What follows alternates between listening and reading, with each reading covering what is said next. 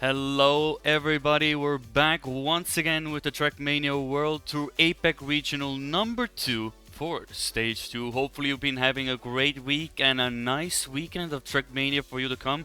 On your screens today is me, your host Greedy, and alongside a face and a name that you all will know very dearly and very fondly, it is SRK. How are you doing today? Hi. Glad I we guess know you're that's what I doing would well. say it. But yeah, well, I'm making a broadcast appearance after some time, let's just say it like that. Um, but yeah, we'll see how everything goes. There have been a lot of changes happening in APAC actually during the last couple of weeks. There's a bunch of new orgs entering. There's a bunch of orgs changing. So there's going to be a bunch of different names that you will see this time around, but the players are mostly the same. So it's going to be a really interesting regional because only 2 regionals are left, and there's 8 teams in the running for the 4 wildcard slots. So it's going to be kind of fun one to follow along and see who will come out on top here. Yeah, and probably throughout the day we will see those teams and names as well. There have been a fair few signings in that card. One of them was literally like announced like an hour or so just before the on Twitter, or hour before the APAC regional as well, regarding Simply Nick and Noah. So Noah. there's a lot of stuff happening during that stuff. But of course, APAC Regional is upon us. We had an interesting session last time, and this time, of course, we have Kuda and Spark as well in the mix. So I'm looking forward to how that will go, because if there is anything to go by, we can have a pretty banging playoffs to come as well. Yeah, actually, our first match is gonna be the one of the 2 new teams. One of the teams I did not expect that will appear, so they will be displayed as blue, but it's in game. But it's gonna be Team Equinox. I was just not aware that they will be playing, so there was no team setup file set up. But at the other end, it's gonna be Team Bandits, which is gonna be the new team as you mentioned. The recent pickup. There had been some changes in the back end, so the previous name Dynasty is also not playing in this regional because Mm-hmm. Kimi, who is one of the players from Hong Kong, he has a karting race right now as well. So due to that, that team is not available to play today. Then the old team Volby, if you remember, are now representing Team Antic, and there's a team called DXA, which was the old Dynasty team, but they also the Arena team. It's also called DXA. So the distinguishable there is that the Dynasty team is DXA TRHK, like Turkey and Hong Kong, and the DXA Singapore is the old Arena team.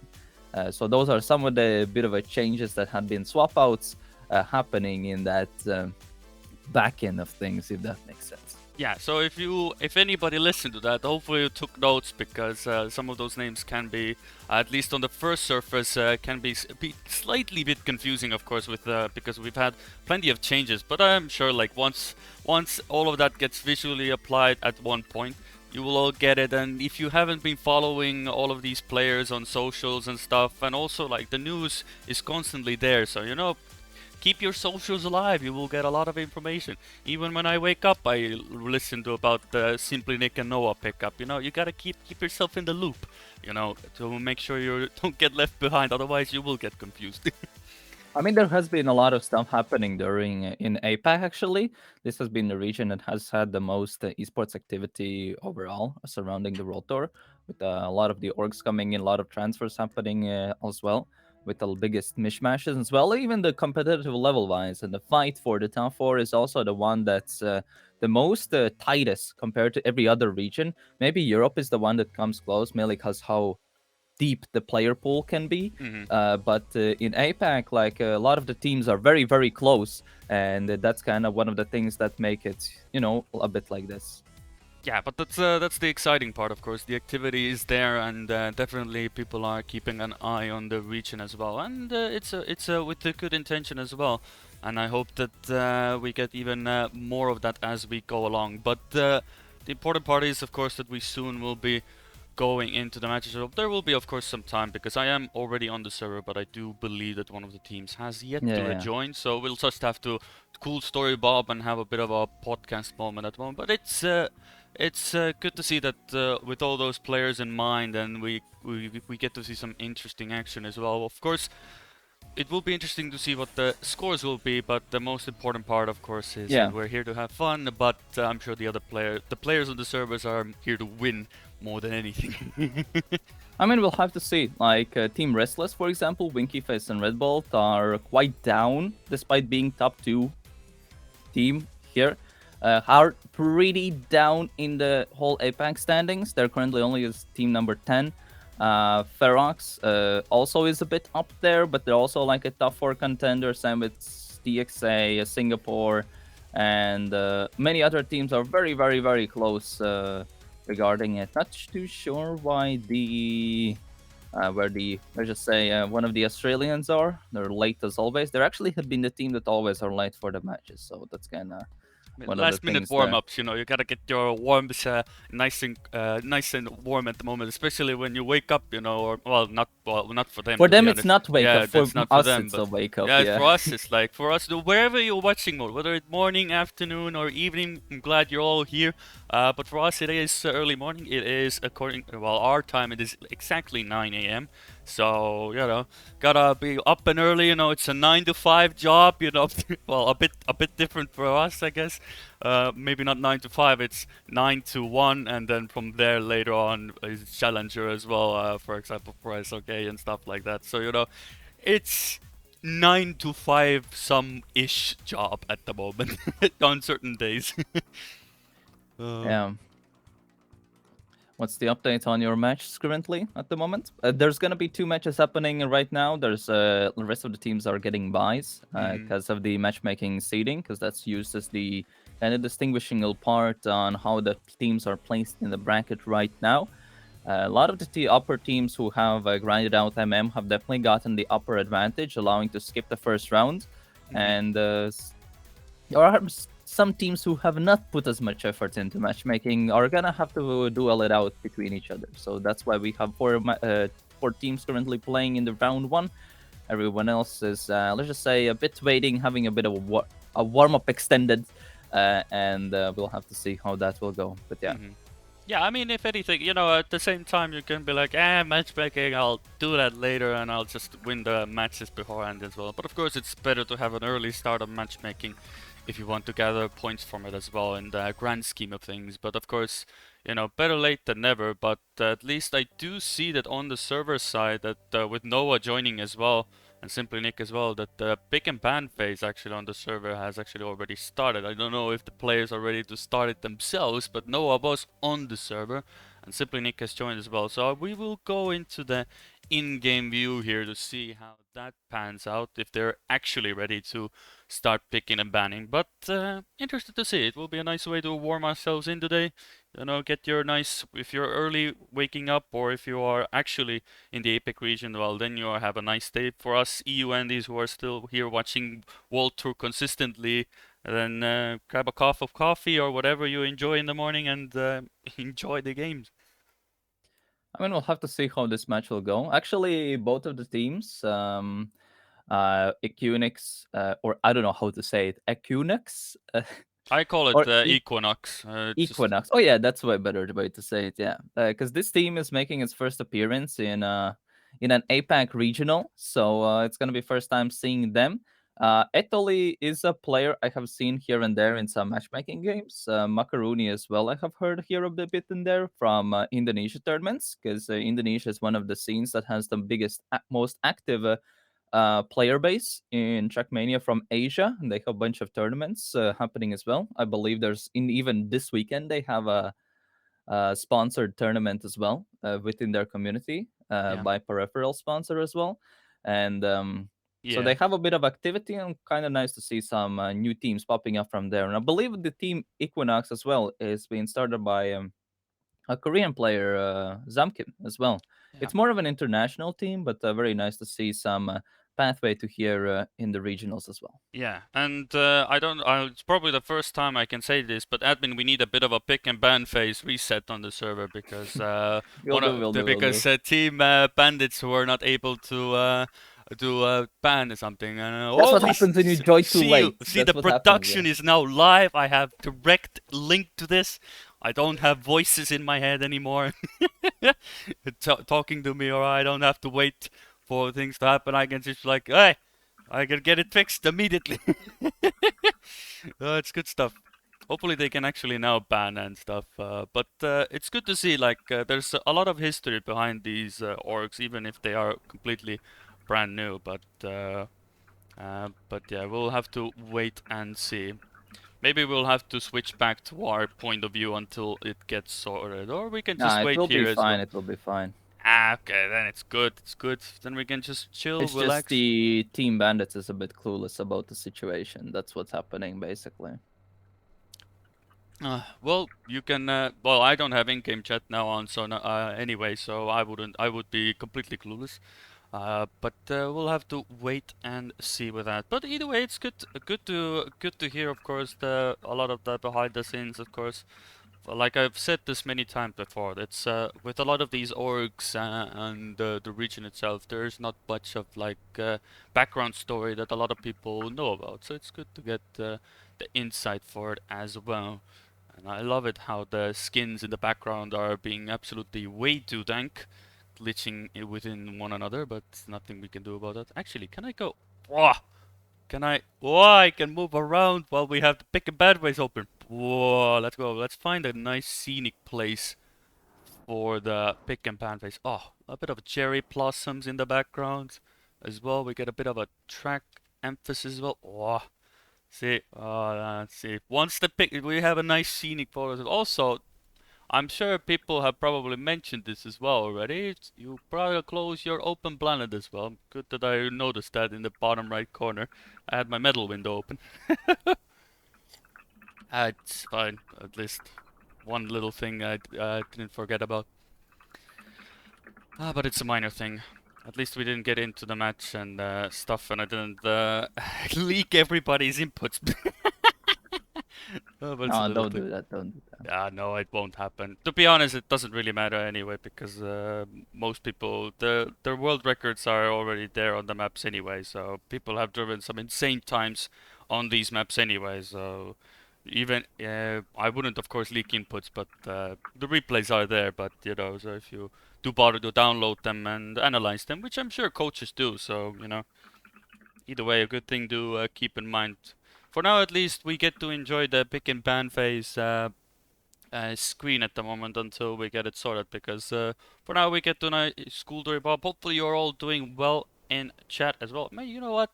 Let's see. Can I get I don't have chat usually open, but maybe We have for pick and ban finally happening. That's a good thing. Yeah. Whoa. Whoa. Let's go. We have something happening. Very nice indeed. Okay, so I'll get you guys here as well because I want to read what you guys are doing.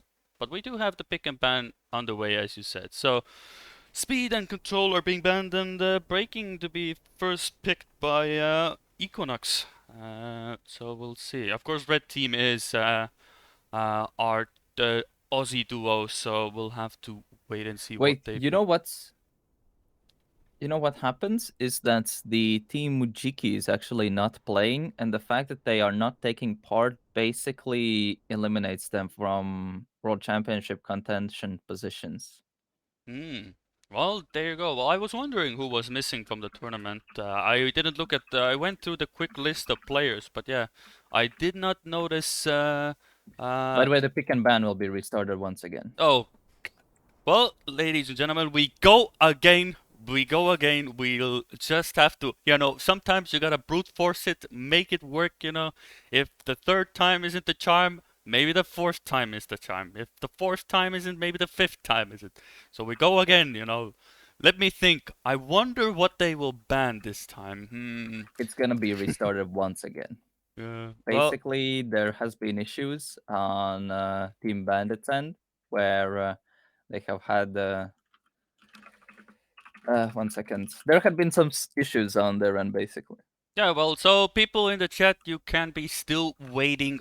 You know, if anything, it's a good time as any to grab something to drink and eat. Maybe go quickly to the kitchen. Maybe grab a quick snacks as well. You know. But for now, at least, we get to enjoy a bit of waiting. You know, get cozy around the campfire as well. I see people are already setting up a nice campfire, maybe get a few marshmallows going as well. You know, it would be nice that emote having like the cats holding like sticks with marshmallows, and you know they're holding like frying the marshmallows. So you know if there's anybody in the emote community, you can make those cats, you know, have some marshmallows at the holding like a little stick with a marshmallow at the end of it. You would be really nice, you know. But for now, at least get comfortable. I'm sure there's plenty of you. Okay, so we do have a ban happening on the screen. Will it actually be a thing? And it's a bit of a different ban this time. You know, there's off-road and control. Okay, people, pause champ. Do we get an It actual is pick? the real. It is the real pick and So ban. this It is is, now confirmed the real pick and fan base. We debated you the first time, and now we actually have the pick and ban phase. I know, absolutely real, and we have breaking picked again. So let's see, what do we have next? Now here we go. Well, we don't know what they're gonna pick, but at least we knew. Well, the one of the bands got changed. I don't know if it was a misclick or the for them the there plugin. were some issues here and there, and Okay. basically, I mean, it's kind of bits infamous now that I always have, or I don't know why, whenever something happening to Simply Nick, always something goes wrong to him, and I feel like here was the same case because he had an issue that I have never seen before. So, I mean, if anything, it's good troubleshooting, typical you kind know. of. Throughout all of that, Simply Nick is our unofficial tool tester, you know. So he doesn't know about it, but at least at least we know. But we have Airwalk and Frosty. Hey, Leaf, you wanted Frosty or you're leaving? I guess you're staying now, Leaf. You know, you're here for the Frosty. But we still have Sinuous as well. And yeah, what else do we see here? I do wonder, I do wonder. Well, of course, they're gonna ban Vortex and Speed and Pooh gets randomly picked. So no grip today. So that is that much as well. So we don't get any speed, Vortex off-road, grip and control, but I will say it's a nice set of pool maps. We will be getting Frosty, so Frosty is confirmed, you know. Frosty is a map as well, and you can get to see, oh, look at that scenic view as well. You know, you have a bit of fireworks here at the bottom, you know. Wow, look at that. Scenic fireworks. Amazing, you know. Absolutely. We have all the camera works. We have a drone flying around as well. All good views as well. Look at this map. It's a beautiful map, I will say that much. Wow. Look at that, you know. Maybe one day we'll get the stadium as a stadium we can actually choose to build on maps as well. Would be kind of cool. But, you know, for now at least we'll just enjoy the views as we can. So, for now, let's see. Players are probably driving. We get to see actually people driving around. But we will be going into the maps as well in a moment. Trackmania World Tour APAC Regional number 2 will be soon underway and delivered. For all of you who don't know, we will already said, I'm sure people are gonna mention it as well, that yes, it will be Team Blue at the top as well, because for now at least, because Equinox were a team that joined pretty much unannounced to say the least. So they are gonna be Team Blue, aka Equinox. So don't be that as well. So and bandits are gonna be of course Noah and Simply Nick. So that will be so for today they are Equinoxant, I guess, because their name is. They'll not be fine for next round. They'll Yeah, be it fine will for be next fine. round. You Yeah. know. See, we have everything's fine. You just will enjoy a bit of, you know. They will warm up into the match. Maybe there are a bit of people shy. But we do have the round starting. So the APAC Regional number 2 is underway. And we do start on braking, which is an interesting track. It is a very enjoyable track to drive. And now we just have to hope. Oh, and Simply Nick definitely not enjoying. Macroni is in the wall. So it is Etoli and Noah who Italy are. also in the wall. Yeah, so they are currently having a bit of a moment. It's the first round, everybody. It's the first round. You know, we'll get it going. You know, it's the same with everything. Your first round is always gonna be your worst, usually. Well, maybe not always, but we'll give it the benefit of the doubt, and it is the first round for today as well. So you know, it's a good way to start us off and everything. Noah is pretty far away, like 2.5 seconds. So if everything stays the way it is, it should be victory for bandits, but the gaps are quite significant at least for now, but I guess they're just getting into it. But we get to see the identity by Noah. Let's see how it actually does it. So for now, keeps it. Actually, this is the first, since this is the first regional for Oh, Team fell off. Blue. So Etoli is actually now first and gets first Since place. this is the first regional for Team Blue, so there could be a bunch of inconsistency issues from their end, at least. I know that Toli has played a bit of matchmaking. I believe he is master rank in MM actually. Somebody But actually needs to finish Macaroni because is not it's an so ace. much. Oh, okay. Whew. I was about to say if Noah wasn't gonna finish, it would have been an ace for Etoli. Or at least in this case, Equinox or Team Blue, whichever way you want to call it. So, I mean, yeah, almost was an ace with that round. But that was insane. Well, let's see. I mean, it would be cool if they could pull off the upset, but a bit unfortunate wall bang to start off. But not so much of a Fiesta start, except for Etoli's mistake early on. There's actually two methods on how you can take that water part. Some people go for the drift over the water. Some people go for a no-slide approach. No-slide is a bit consistent, and it gives a lot more exit speed, but you need to set a bit more better. Yeah, And, but mostly I have noticed that it's basically if you drift, there's 99% chance that you are a keyboard player. If you do the no slide, you are a No controller slide's player. also possible on the keyboard quite easily. It's just while doing the drift, if you touch the wall, since you're fragile, if you touch the wall, it's the car is completely dead. So Oh yeah, well that's kind of the main thing. The drift is actually faster, but hey, it's way more riskier because you have a bit less space and you can potentially put on the risk of fragile as well. That's actually Team Bandits actually get their first taste of the match.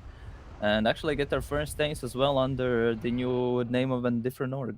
Yeah, so they have now a good lead to start them off as well. So it's a very good start for them. Of course, the first round, like we said, a good nice warm-up to get into the match. And now they're warmed up and good to go. So yeah, warm-up is over, gloves are off, and we get to go for another round. And we'll see. Do we get a round where they all get through this? This is not an easy trick to do as Etole goes a bit too wide on the start and simply gets the corner. Macaroni hits the corners, so Noah is the lonely survivor up front as everybody scrambles towards the reactor booster. But it does allow for Etoli and Macaroni at least somewhat be close to Simply Nick, but it's still a bit of a gap up front. But for now at least it's a lot closer than it was in the previous round, so that is good to see. Whether Simply Nick can hold on to the ace is a bit of a different story. But we'll have to wait and see. Ice Macaroni needs a bit of practice, but still lands it. So, you know, it still gets it there. Simply Nick, I told he was about to hit the wall, but I was switching to Simply Nick anyway. So you saw a bit of moments before disaster there in the end, but it looks to be like another ace for Bandit Esports. So looking pretty good for them. And if they get another ace, they get a track point already. Which is very good to see overall. But everybody did finish, so that is a good sight. But it is an ace for Bandits. 2-7 now the scoreline as well. For now at least, and for everything else involved. For those wondering as well, that I will already mention this beforehand as well, that SRK is my co-caster, but he's more like a, you know, the voice in my head. He sometimes joins in as well, you know, and it will be mostly me doing the main casting portion, but, you know, SRK is the, you know, he has the fun facts, the interesting dad pits that he joins in and includes into the stream as well. So he will be then and there as well, but it will be mostly me. You will be hearing the smooth morning voice of a European talking to you at the moment, so... I wanted to give some updates. Also, I will do my part then. So on the other match, Trident Storm versus non-trained duo, currently Trident Storm is leading. They have one map win already in their pockets, and it's 3-0 on the second map. Okay, see, there you go. That's what we get for our updates as well. It's good to have it as well. Ooh, it totally... Oh, actually saves it in the end. But for now, at least, it seems that Bandits are coming into a cruising victory, stealing away, being the Bandits they are, and taking the track point from Equinox in this case. Technically, it was Equinox or Team Blue for now, so people understand. There will be the Equinox for next round. See, like I said, yeah, it will be Equinox. But at least for now, you know, we'll just clarify. Maybe people just join in and be like, who's Team Blue? Who is that? Who is Team Blue? Well, that is Equinox, so they know at least. But for now, at least, it will be done as well. Ignore the part at the moment there where it still says Team Blue. It hasn't simply refreshed, so we'll I mean, just they have. are still Team Blue for this round. I mean, for now at least, yeah. But what I was told that next round they are Team Equinox. No, no, I'm just kidding. But we are going to Airwalk, which is an interesting map, and they are still Team Blue. So clearly Equinox still haven't signed the paperwork to get their name on the tool, so they still have to get it sorted. Maybe put a bit of pocket money in there to get that. Maybe it's like behind the paywall. Pay €5 to get your name displayed on the top. No, it will be fine. It will be fine for next match, not next month. Yeah, next match it will be indeed. But we are. But actually, Airwalk, it has been one of the maps that I have seen that for people who have not that much experience on the map, have a lot of troubles. But for people who are on a more experienced end or have a bit prepared for either regionals or matchmaking a lot more, definitely one of the easier maps actually. A lot of people had been like basically the end. If you don't have a setup, the end is very, very hard. But as soon as you have a setup, the identity becomes one of the easiest in the map pool, honestly.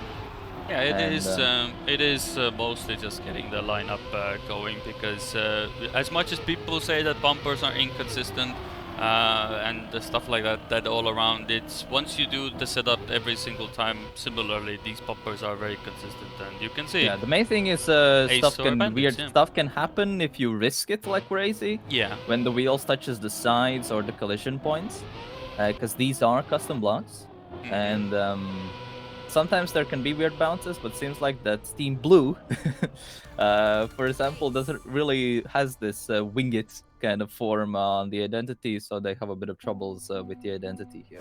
Yeah, but you sometimes do see it, but it does lend itself to being an identity that allows for a lot of risk, as Macroni does hit the corner, and so does Ettoli. I believe both of them clipped, and they are resetting at the start, so it is a 1-2 up front. But yeah, with the Airwalk as well, like it does lend itself to be an identity where we've seen some crazy risks as well, so it does lend itself that if you're willing to go for it, you can actually gain a lot of time in that identity against the person that is not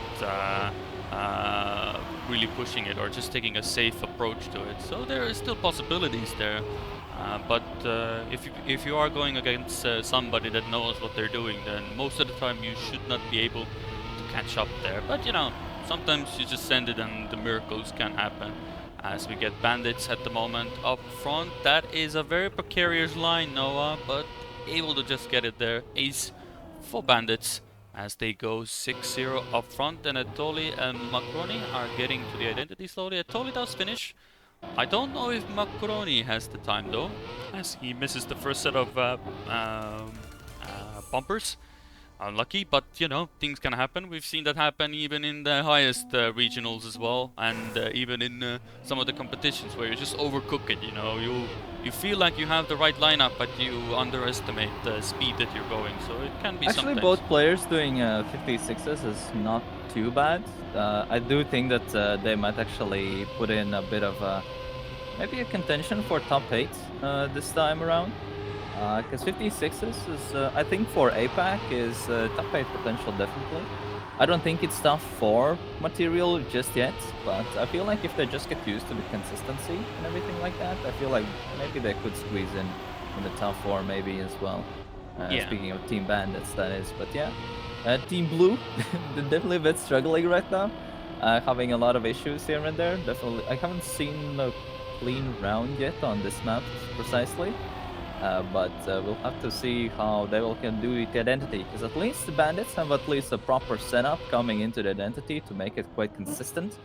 As both players do so, as yeah, let's just say the lineup points for Team Blue is a bit all over the place, and they have no proper structure, so they're a bit missing the finish here and there.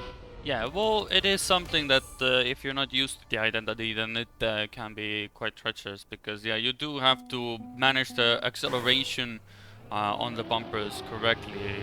Of course, everybody has their own ways of doing it, but ideally, of course, when you get into the last bumper, then you want to be fully accelerating, so you get the maximum amount of sort of, as to coin the term, yeet yourself into the finish block But Atoli and Macroni, well, they are sort of keeping up with Team Bandits. But yeah, but over the course of the entire track, Bandits are a lot more comfortable here, and they do get the lead already on the rest of the track, even before we get into the identities.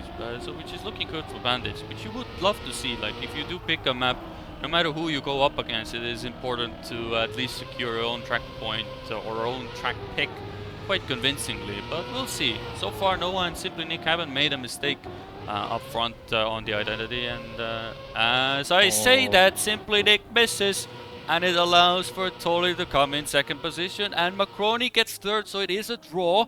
So it's a point for Team Blue, aka Equinox, but it won't matter because with Noah finishing first, it will be still a track point for Bandits. So, honestly, Bandits have really stepped up since the last regional, because last time around they had so many inconsistency issues and everything like that, and they're looking definitely as a good warm-up match right now. Before we get into a bit of a closer matches a bit later on. But yeah, one thing to mention is that in this regional we don't have two of the contending teams taking part, which is one of the DXA Turkey Hong Kong lineup, which is currently number 2 team in APAC in terms of rotor standings, and also Tmwt is not present. So I feel like those teams missing could potentially open up a slot for Bandits to maybe squeeze in into the top 4 as well, if they continue playing like they are currently in this match. Yeah, of course, as you can see on your screens, it is frosty as well. I know it's a very rare occurrence no matter where you go in the regionals, but it is frosty, so it's time to start spinning about, go for the 360s, but yeah. Spinnen. Spinnen map. Yeah, well, the Spinnen map, as we say, if we go by emotes, but you know, you go for the wicked 360s. Macroni, not in the ice community at least with the flick, but Atoli is in the mix, so that is good to see. Noah is actually really up front, so really sending it. Oh, Simply Nick not going for the gates, goes for the bit of a side jump there, maybe, you know. Yeah, but he had to release, so all the time gain he got from that immediately he lost it. So it's the thought that counts. Probably maybe not the best execution, but as I say that, Atoli does clip a bit of the corner or had to release in that moment, so does allow Simply Nick to go into second position. So if anything is to go by, Noah is looking really crisp at the moment. He hasn't really made any mistakes apart from one of the rounds on airwalk where he had a bit of a struggle, but 360s looking good, pretty good. And it is an ace for Bandits, looking pretty comfortable at the moment as they go as well. And actually, fun fact, in terms of seeding, these both teams are the 2 lowest ones in this region. So we're basically now seeing the 2 bottom teams in APAC currently facing off against each other for the chance in the next round, basically. Yeah, well, there you go. A little bit of information for you. Bit of daily dose of fun facts, I guess. I mean, daily dose of fun facts, yeah. I mean, I don't have like my well, first of all, you have a much better overview of seedings and stuff because you are literally one of the admins and stuff and everything. I don't have my Excel sheets open for every regional, otherwise I would probably go insane if I tracked EU, APAC, NCS, MEA.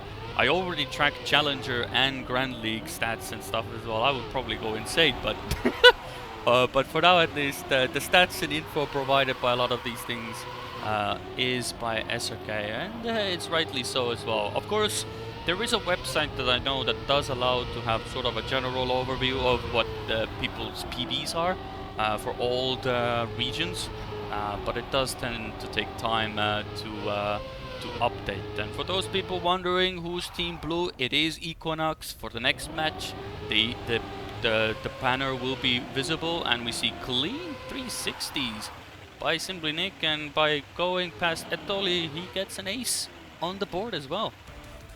Actually, not too shabby of a regu pace from Noah, because 104s regularly is not too shabby actually on this map. I mean, driving clean is already a good start, I would say, in most cases. I mean, 104s is not too bad of a pace, honestly. Yeah. Especially for APAC standards. Yeah, that's for sure. And I will say, like, driving clean, even if it maybe is not like absolutely insane world record pace, driving clean in a lot of cases, especially on Frosty, can lend itself to massive time gain up against your opponent. So it's definitely worth knowing the map, and Noah definitely is prepared. He's not first at the moment, but he's definitely pushing towards the front as he overtakes Atoli at the moment. Looking already good to go for another triple ace and maybe another draw to give Team Blue aka Equinox a point on the board, but we'll have to wait and see. Still, the identity is to come in a moment. Looking good for now, but Atoli has been in the mix. You know, everything said and done, Atoli has been already right there, so if one of them does make a mistake up front, well, unless Noah makes a mistake, so Atoli is in the lead. Can he do the 360? And there it is. It is a victory for Bandits. Noah's consistency is broken, and it is 8-1 for Team Blue, aka Equinox. I have to constantly emphasize that so people probably don't get confused.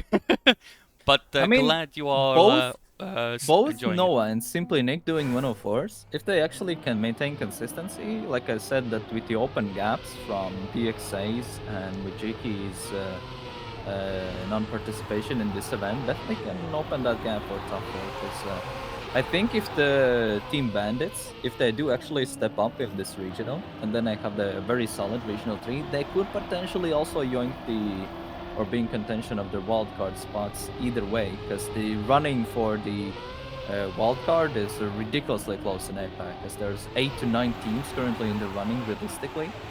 So if they have a solid regional today and tomorrow, then you know, they might actually squeeze in and overtake some teams here and there. Yeah, and it's that is the name of the game as well. Points are very precious, especially since there isn't many to go by as well. And the more you get of those top positions, the more you're setting yourself up for an easier time for future regionals as well, and point collection. As we see, Atoli does get a bit of a wall touch before the dirt, and now with 1-2 for Bandits, I mean, looking pretty good. Gets across the line. Not the fastest round, but it's an ace no matter what you say. It's 11-1. It's a GG for Bandits as we get to go to our point of view. I would assume that the other match probably is over by now. It is over, yes. So yeah, Right. so as we go to our point of view, we get to go on a small break as well before we continue with the next matches. So for now, it was a nice way to warm ourselves in, but now we get into the bread and butter. The teams are now gonna be all ready to go in the next round, and I'm looking forward to seeing what kind of action we have. But first taste gone. Hopefully you have enjoyed a bit of an appetizer as we get into the main course in just a moment. I saw some of the matches, and yeah, let's just say it like that. There's a bunch of interesting matches today, so especially for the next round already. So definitely stay tuned for that. So and as Greedy did mention, we're gonna go on a small break, and we'll be right back with round 2 of the APAC second regional in stage 2.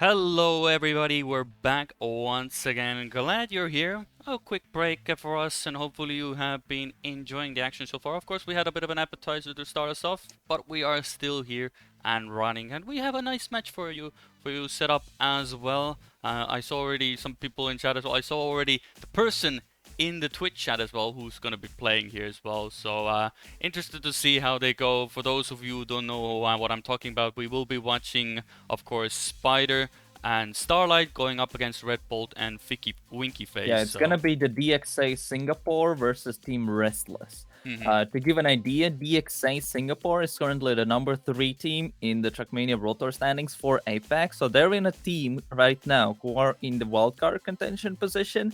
At the same time, Team Restless is a team that's popped up starting stage 2. They were the second place of the last regional.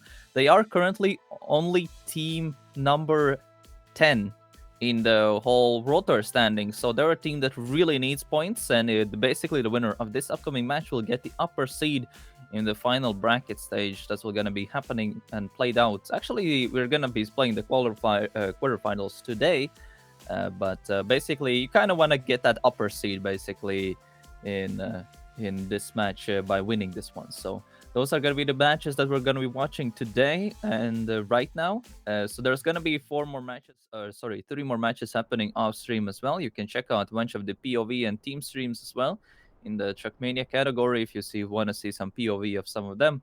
But yeah, the main match we're going to be focusing right now is going to be DXA Singapore versus Team Restless. From Australia. A lot of people definitely know Winky Face, currently number 6 in the campaign standings, and Red Bolt as well, top 20 in campaign right now. So both are campaign players, especially from previous seasons, and have been a bit playing, let's just say, in this region. A lot of people, when the whole rotor was announced, that a lot of people were very looking forward to Winky Face taking part. He was not taking part in the first stage, mainly because he had issues with his computer. But yeah, actually, one of the rare Australian decent teams, because New Zealand is the stronger OCE country in Trackmania, at least right now in the regionals. But we'll have to see how these guys do, because they're definitely one in a dire need of points to have a good performance and potentially even have a good ending of the first time of the Rotor. Yeah, but given that Mujiki and one of the TXA lineups who are highly ranked at the moment is not playing, it does lend themselves to get some decent points from the APAC regional number 2. So the gates are open for Team Restless, if anything. And as you can see on your screens already, for a while now, we've had the picks and bans going underway as well. So. You have a good visual of it as well. But it is a good point to make, and I feel like for Team Restless, the fact that there's no Mujiki definitely helps them in the run towards gathering points. But of course, they do have the likes of Kuda and Spark to go through as well, not to forget about them as well. I mean, Team Antic right now is kind of in a safe position. They literally just need to at least make the top 8 at least once or twice, and they should be set for wildcard as minimum. But of course, they want to maintain a better seed to have an easier group there. At the same time, maybe even contest the All Star Championship slots. But currently, it looks like the Team Trident is the one for that. Let's just say the ASC a bit to get those additional points to increase the upper seed advantage. At the same time, Trident is the number 1 team in matchmaking globally right now as well, which is for the first time, all the time we just had Team Ferox from EU as the dominant team in matchmaking, but right now we actually the number 1 team in MM who could potentially yoink the most amount of points for the World Tour standings is from APAC. And in general, most of the actually there's the biggest amount of teams outside of Europe who are in the high position are from APAC. So definitely APAC showing a way better showing than stage 1 already with the massive improvement. So we'll have to see how everything it will work in practice as well, because level-wise, definitely there has been a very noticeable step up, Yeah, and the that's matchmaking also kind of shows that. Yeah, that's the main point of the game, of course. You want to be constantly improving. Of course, with the competition still, APAC has definitely players still that can cause a lot of trouble for one another. So it's definitely a good idea to keep themselves going. But rest assured, of course, you don't have to wait any longer the usual podcast before the match is now gonna be over for a moment. Of course, we will throw in a few tad bits of information. But as you can see on your screen as well, DXA Singapore with Spider and Starlight going up against Restless, Winky Face, and Red Bull. I really loved to watch Winky Face last time as well. Maybe not the greatest moments. There was definitely one of the rounds on pool that could have gone their way. Hopefully it doesn't happen again this time, but definitely looking to be the hot contenders for the top parts as well. But we'll have to wait and see. The first round will be underway, and we will starting off on Airwalk. After that we will go on to Grip and a Vortex, if my memory serves me right, and we'll see if we get onto map 4 and 5 as well. I feel like this match does have a possibility of going that far, but it does depend how much is Winky Face willing to give points to DXA, to be honest. But for now at least it's looking pretty good for them up front, as we see a clear contrast to the previous match where we are seeing neck and neck racing with one another, and with DXA map pick as well. This could get pretty interesting really fast. Really nothing separating them as they go into this final portion of Airwalk. Pretty closely contested. DXA do have a comfortable lead, but it can change in the identity. Who's willing to risk more? Let's go into Spider's POV as we go into the identity. Everybody's there. Starlight has disappeared off your screen, and it means that Winky Face and Red Bull do take the ace. Starlight was absolutely off the screen. I don't know what happened to him. I think he just absolutely got yeeted out of existence. He over-risked it. He really risked for a low jump line and risked a bit too much. But overall, I think definitely a very noticeable change compared to watching the bottom seeds of the regional. And now, as we're going out to the mid-high level a bit from what this region has to offer, definitely shows a bit closer rounds. But yeah, let's see who is the one who can maintain the identities mainly at the end. Yeah, because I feel like I have seen that Winky Face has been playing a bunch of matchmaking in the high level, in the high ranks a lot. Have not seen Starlight that much in the upper ranks. But Red Bull, same case with Red Bull. So I feel like it's mainly gonna be the duel between Spider and Winky Face, who are the two stronger players in each duo. And how do the second tier, let's just say duo partners, can match up and maybe can cause some upsets here and there. Yeah, I mean, for Winky Face, Winky Face is definitely the ace pilot for Team Restless, as Red Bull is the support. But Spider is trying to deny another ace, but completely misses the bumper, but so does Red Bolt, so they both go for a second try. Who's able to get it? Red Bolt missed again, allowing for Starlight and Spider to come in and take that spot, and it is a draw for the round. So Red Bolt missed again, but does get it eventually. But it was a close round nonetheless. But you know, could have been another ace. But the lineup for the identity for Red Bolt did leave him in the dry. Not air walking, more like air missing the bumpers, if anything. So it is an unfortunate, but that can happen. If you're willing to risk it sometimes, then it can prove to be a very fruitful endeavor, as Spider goes a bit too on the inside and clips the corner. Does ride it nicely, grinds the corner, but that's not gonna help you on this track. If anything, it allows now for Restless to maybe go for another ace, as Starlight is in the mix, but Red Bull does go for a lot more speed. Ooh, but Winky Face doesn't get, goes a bit too inside on the drift and allows Starlight to go into first position. I don't believe, oh, he even overtakes Winky Face Spider as well, so the top two at the moment. Who's willing to tape it? Red Bolt could snipe it up front, but I feel like Starlight's lineup is a lot better. And with that in mind, Winky Face comes out of nowhere and snipes Spider. There it is. What did I say about the potential to snipe their Winky with the sniper rifle and completely annihilates him? And that is a draw on the board. Saves Team Restless as well. That was a good way to go about it.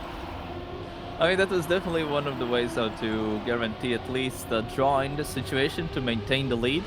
There had been a lot of, let's just say like that, a bit of the line structure is missing from Starlight and Red Bolt from what I have observed. But Winky Face and Spider both are really risking a lot, so a lot of the issues mainly come from Wikiface and Spider come from risking way too much, while the main issues from Red Bolt and Starlight come from like not having proper setups for some turns, what I have noticed. But so far looks like that's definitely a bit of a positive situation forming for Restless, but it all comes down to identity. So many mistakes have been happening considering the identity is very simple in my opinion. But all good speeds from Spider, but this was not enough. Actually 56.3 have been the fastest time I have seen today, I believe. So we most likely could see some 55s a bit later on, but it's 56 low is completely enough for this match. Yeah. What I have noticed as well, yeah, for Starlight at least, he does go for the lineup where he doesn't angle his car to the left, he angles his car to the right, which I feel like it feels, at least from in my opinion, when I've driven this map, feels a lot more awkward to do. Like, if you sort of want to be pointing your car towards the finish block, so you want to be aiming towards the left, but I mean, I guess that's a matter of preference, as we see Spider making an early mistake, which puts Starlight up front in a precarious position, because Restless only need a victory or an ace to close out this track point, and Starlight needs to get first position, and that's gonna be a tough task, especially knowing that he's going up against Winkeyface, and that's a bit of a two-wheel moment there. We're not on grip yet, but after this, I believe. No, actually, actually after this map. Oh, but Starlight a bit prematurely turns, so bit of an awkward position, but I believe that Winkeyface is so much in front that he's able to get it, and with Red Bolt coming in at the bottom as well, snipes the ace and gets it on there, so it is 2-11. And so yeah, maybe Starlight maybe needs to take a look at that angling towards the left, not the right, because it does lose a fair bit of speed, but it is a GG on the first track as well, as we move on to the next map. Actually, one thing that's gonna be happening is that Team Trident gets a death win in their match because Team Bandits did not join the server in time. So that's a thing that happened in one of the matches. But I will give some updates on what's happening in the rest of the matches as well. What's the status there? Okay, a bit of a yek moment there. Hopefully there wasn't any issues on Bandit side for Noah, and simply that they couldn't join, or at least maybe they... I mean, there were no technical issues informed on my end, but they definitely missed out the match starting time.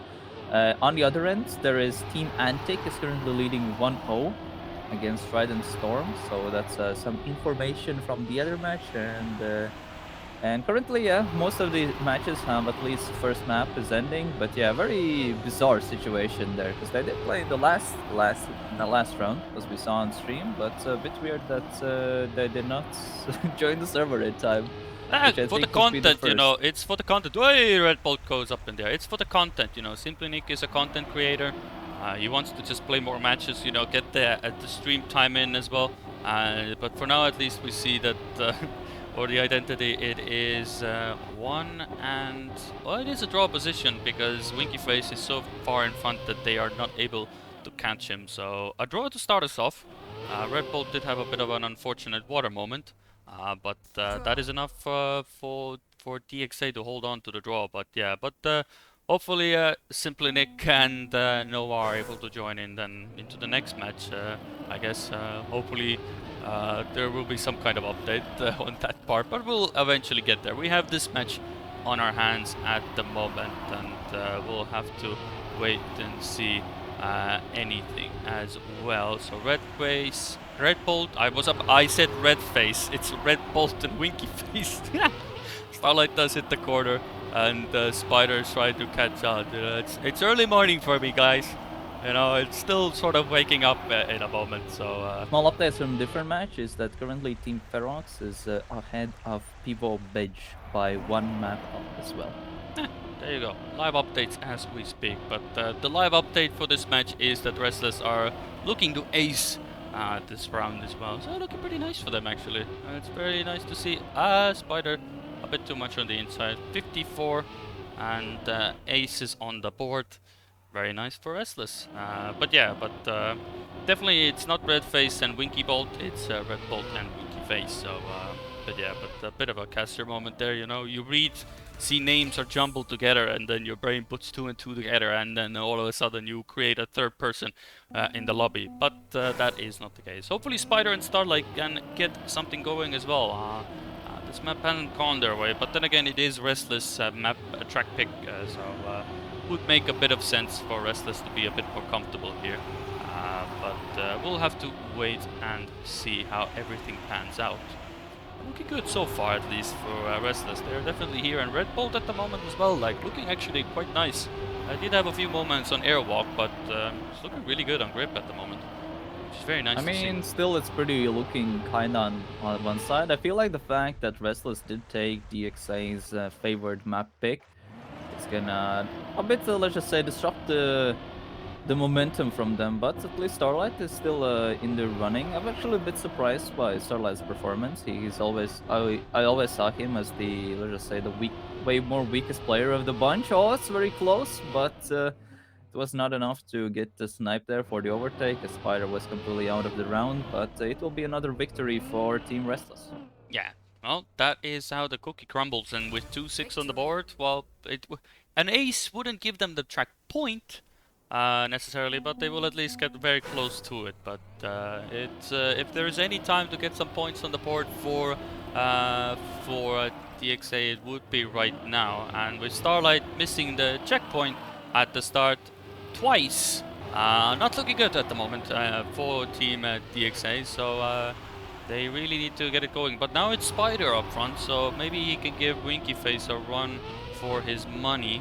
Red Bolt has fallen a bit behind. Spider is also almost half a second behind, so not an easy gap to make up on grip, especially, and especially against Winky Face as well. So he really needs to push it and hope Winky Face pushes a bit too much. But given that the players should be able to check their HUD and check the splits, they should be aware of the gaps and should be able to get it comfortably. And Winky Face up front, not really giving anything to Spider. It will be another victory, but it will be an 8-3 scoreline, and that only puts Restless 2 points away from a second track point, which is pretty nice and comfortable for them. Actually, Red Bull did slid out of the identity, but the fact that Starlight did not even finish a map, it's yeah, it's definitely a bit all over the place a bit. Kind of was expecting that the level will be a bit higher, because the first APAC runs definitely showed a bit the level a bit higher than I thought it will be, but it's still a bit of a fiesta. I think Winky Face is still doing a pretty solid performance here and there. Red Bull has a bunch of consistency issues so far, but we'll have to see what can happen. I feel like some of the mistakes from here and there definitely can potentially give still DXA the chance for the comeback, but Restless is definitely looking as the real true top 2 team as from last time around. A bit of airtime gain from Red Bolt. We tried to go for a bit build up more speed, but he did slow down just as he went over the free will parts. Currently it's a draw position. I feel like it's so, but actually Spider is trying to do a small attack, really tries to risk it. He's even partially sliding out on the identity, but I think this will be a draw as Winky Face does take the win, and Starlight also finishes in third. So, but it's still 1 point away from Restless. DXA really needs to get 2 aces in a row to still take this map win. Yeah. I do believe that with what you I didn't think about it at first, but now I gave it a bit of second thought. Trident Esports have actually not played a single match today, and they are in the playoffs now that I think about it. Because yeah, they had their first bye win at the first round, and then the second match, of course, Bandit didn't show up. So technically, they qualified for playoffs without even playing a match.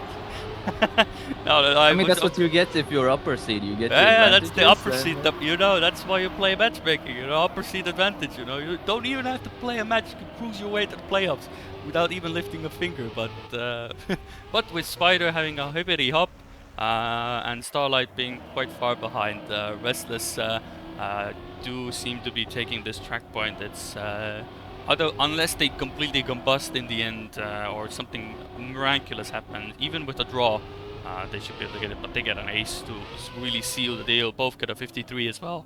And that will be 4-12 for them. And 2 track points and possibly a final one upcoming as well. I mean, today's plan, at least schedule-wise, yes, they did qualify top 8. Top 8's actually gonna be starting today as well. We're gonna be playing the quarterfinals today as well. So currently we have the upper qualification matches for the bracket stage. Winner of these matches do get the upper seed when it comes down to playoffs. At the same time, guarantees the top 8 for them as well. But afterwards, we're going to see the lower matches where it's going to be the elimination rounds for some of the teams. At the same time, we'll be trying to fight for the lower seeds, and then we're going to get the quarterfinals at the end of the day. Yeah, so basically that will be our plan as well. So for tomorrow, we will have the semis and the current final. And we are going on to Vortex. I will say, unironically, it is one of the more fun maps to drive. Maybe not for Starlight at the moment, because that start is slightly in shambles, but still makes it across and is sort of in the mix, but already a second behind. As for a second I thought somebody clipped the quarter pipe or half. No, it's a quarter pipe jump. Or is it a half Vortex pipe? is definitely one of the maps where if you do not know what you're doing, you're not gonna have a pleasant time. But when you learn the map is relatively simple. Oh, that's the worst part, to touch the wall for free. Yeah, the free wheel. Yeah, right before the free wheel as well, yeah. But Vortex, yeah, as you said, it is... If you don't know the map, it can be a proper headache to drive. But once you know all of the little things, I feel like it's a very enjoyable map. And the identity, you know, it's a full send identity. There's nothing really much to it.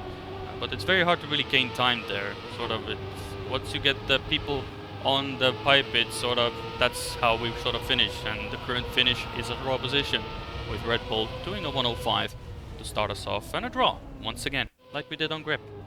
Yeah, speaking about the identity, actually, the faster you get, the more XP you get out of the last drift, the easier the identity becomes. Because if the slower you get, then the sideways pipe blocks that do the rotation movement do actually toss you way more to the side. But we'll have the faster you get, the easier it becomes, and I feel like that's one of the reasons why when you actually learn how to play the map, it's actually one of the easiest maps overall. Yeah, well, it is the case that that is the case. It basically gives a lot of the it basically gives the spinner blocks a lot more time to basically affect your car. So the faster you go, the less time it will be going as well. But that is at least the case. As we see, Spider is in the mix, but Starlight, Red Bolt had a bit of a moment. You don't really see often mistakes on that spinner, anything, so that is the thing. But still, Red Bolt is close by, so, but given how consistent this identity is, as I expected, Red Bolt falls off. And with Starlight, even with that start mistake 2 times in a row now, still comes within a draw, and this time it's a 104 by Winky Face. Getting a bit faster now, but draws galore, at least for now at the moment. As we'll have to wait and see. So it is 2-2 at the moment in the scoreline, and we'll have to wait a moment. Starlight gets through the checkpoint this time, so good to see Winky Face and Red Bolt. Everybody's in the mix. Can we get a round where everybody gets towards the identity clean? We'll have to wait and see. But for now, at least, it's looking very promising. Ignore that. Spider hits the wall, so ignore anything what I just said. Red Bolt is now is gonna be our current point of view. Starlight is trying to chase down Winky Face, of course. Good bobsleigh entry, but I feel like Red Bolt will have a bit more speed, but bit of a wibble and a wobble, but they get across. Drift for Red Bolt, and Spider actually not that far behind. Never mind. We go back to Red Bolt. Forget what I just said now again.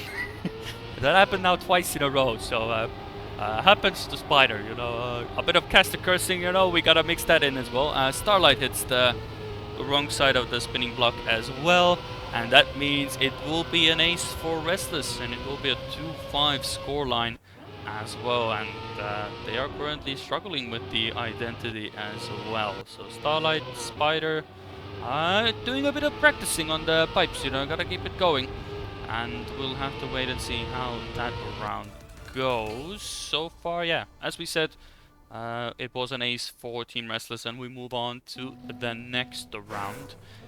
Can DXA actually get something going? Because they definitely need points here. Starlight a bit conservative on the Vortex as well. But yeah, but Caster Cursing and me go alongside like socks and boots basically. It's a given. But this time Red Bull doesn't make the quarter pipe jump. So there is a perfect chance for DXA to actually get points here. It would be perfect for them to get an ace on the board. But they do have to go up against Winky Face, which is a very tough task because he has definitely been the powerhouse of Restless. But Red Bull definitely hasn't been far behind. Let us see. Can I give a small update on one of the other matches? Of course, you can butt in as well, because I know that you are doing matches, jumping across matches, so you're more than welcome to butt in whenever you want. Ferox APAC team has qualified into playoffs by absolutely destroying Pivo Beige. So there's that. Well, there you go. A bit of an update as well. But at the moment we see an update in this match where DXA is actually able to hold on to the victory. Not the ace, but they still get the victory. So they claw a bit of points back with the early mistake that Red Bolt made. It's enough for them to put the point deficit onto 2 this time. So it's a 4-6 scoreline. Possibly everything still. We'll have to wait and see how things will go. But at least the start is now getting a bit more consistent. Still slightly bit conservative by Starlight and even Winky Face to some extent, but I guess it doesn't really matter. You can be down here by 2/10, but you can gain it up in every other aspect of the map, and everybody is right in the mix here as well. Starlight did get a bit of an awkward entry, so I do believe it's like a little bit of a clip. And that is a lot more than a clip. Has to fully respawn there to make that jump even. And Spider hits the corner. Goes a bit too much on the inside. So now it puts Winky Face and Red Bolt in a perfect position to ace. That will put them at 4-9 as well. So looking not so good for DXA. But you know, things can happen. But I haven't really noticed many mistakes in the identity by Restless. Red Bolt did have a moment, I believe. But pretty much they have been clean all around. But Red Bolt, that's not how you want to enter. You gotta be on the left side of the spinning thing. That's how you do it. And same for the other one. Good at that adaptation, you know. Nice try. Good recovery. It's still an ace because Spider and Starlight are so far behind that it didn't make much of a difference. So good job. But it is 4-9 and they only need now 1 point to close this match out. There is one situation happening on one of the other servers where currently Team Antic has some issues where there is a good chance that they might get a def loss against Trident Storm. But we'll have to see what does actually happen in this situation. Okay, so it seems like there's some maybe some connection issues and stuff as well, but hopefully that gets resolved. I mean, even if they have to take the def loss, I feel like Antic Esports are more than capable of coming from the lower brackets. So as long as it gets resolved in due manner, and hopefully they will be able to play, then that would be great. But we'll have to wait and see. I'm sure you can give us updates on that as well. But for now, it's DXA needing 2 aces, and it's not looking very promising. Not gonna be the... You cannot shoot the messenger, and Spider falls off. Starlight hits the corner, and it's Restless in an ace position. So L plus ratio plus fell off, I guess, on the pipes, as we love to say on this map. But it is looking like Restless are looking very comfortable, and Winky Face... Well, I say that Red Bolt, of course, has to mess up the identity to make me look absolutely stupid. But Winky Face finishes. No matter what happens, it will be a minimum a draw, and in this case with Red Bull coming in third, it will be a victory and a GG, and it will be a fine 12, 3-0 for Restless, making it look rather comfortable. A bit of wibble wobble there, and DXA definitely gave it up their best shot, but that will be the round for that. Restless Can I move on explain to what the next just round. happened as well on one of the other servers? While we have a match ending. So we actually, I think we'll be going with the mainstream as well on the other match against Antic versus Trident Storm. So basically Ooh. what happened there is that Spark managed to get the connection solved 10 seconds before the, let's just say, the deadline for the auto Whoa! bid. So a massive save there. Wow, the um, absolute timing. I mean, absolute legendary then. Good focus. yeah, Oh, so good very to see. massive clutch there, but yeah, there's still one match happening. It's the Antic versus Trident Storm, so that's gonna be the match that where the mainstream also will be jumping to. Mm-hmm. So Antic, for those who know, it's now it's not the old Antic, it's the new Antic. Um, Not to be they confused. Yeah, so the Antic now is the previous Volby team, to give an idea. Mm-hmm. Volby has exited Trackmania, and Antic, the org had picked up the Kuda and Spark team instead. And the old Antic team is now known as Pivo Beige. And those are some of the things that are popping up nowadays. So currently, Antic is the number one team in APAC in terms of rotor points. But we'll see if they can also do it performance based. Because last regional did not they did not play, so they definitely, if they want to maintain their number one seed in Apex to have an easier group in the World Championship, then that's definitely something they need to have some solid performances here and there. Yeah, and we definitely missed a thriller on Sinuous. It was 9-9. It came down to the wire as well, so definitely missed out on a proper track there. We got to have a scenic view of that final round, as you saw Divyansh, of course, have a bit of a wicked moment on the identity, and we see Kuda actually clipping the start as well, so interesting to see if Spark is able to hold up in front. Definitely Trident Storm have been putting up quite a storm, at least it seems. I don't know, of course, what the result of the first map was, but hopefully, if anything is to go by, and hopefully map 2 or map 3 will be the same as track 2 was. So, but we'll have to wait and see for that, as Div goes absolutely miles wide into the corner as well. But even with a respawn, he should be still ahead of Kuda. So it's up to Spark to hold on to a draw at the moment. If he can do it is another question. But for his caliber, he should be able to go. It goes for a very low jump as well, and that is as clean as you're gonna get that identity. 56, 15 as well. Div comes in third. Kuda is gonna be fourth, and that is a draw to start us off on Airwalk. So pretty good start. Yeah, All things something to considered. mention that Neumag has been training a lot and actually has stepped up quite a bit in the last months since he has been training with Ferox team and Team Trident's main roster. So he has definitely stepped up. I have seen Kuda in the last month or so, week or so, having a pretty good step up on the stage 2 map pool set.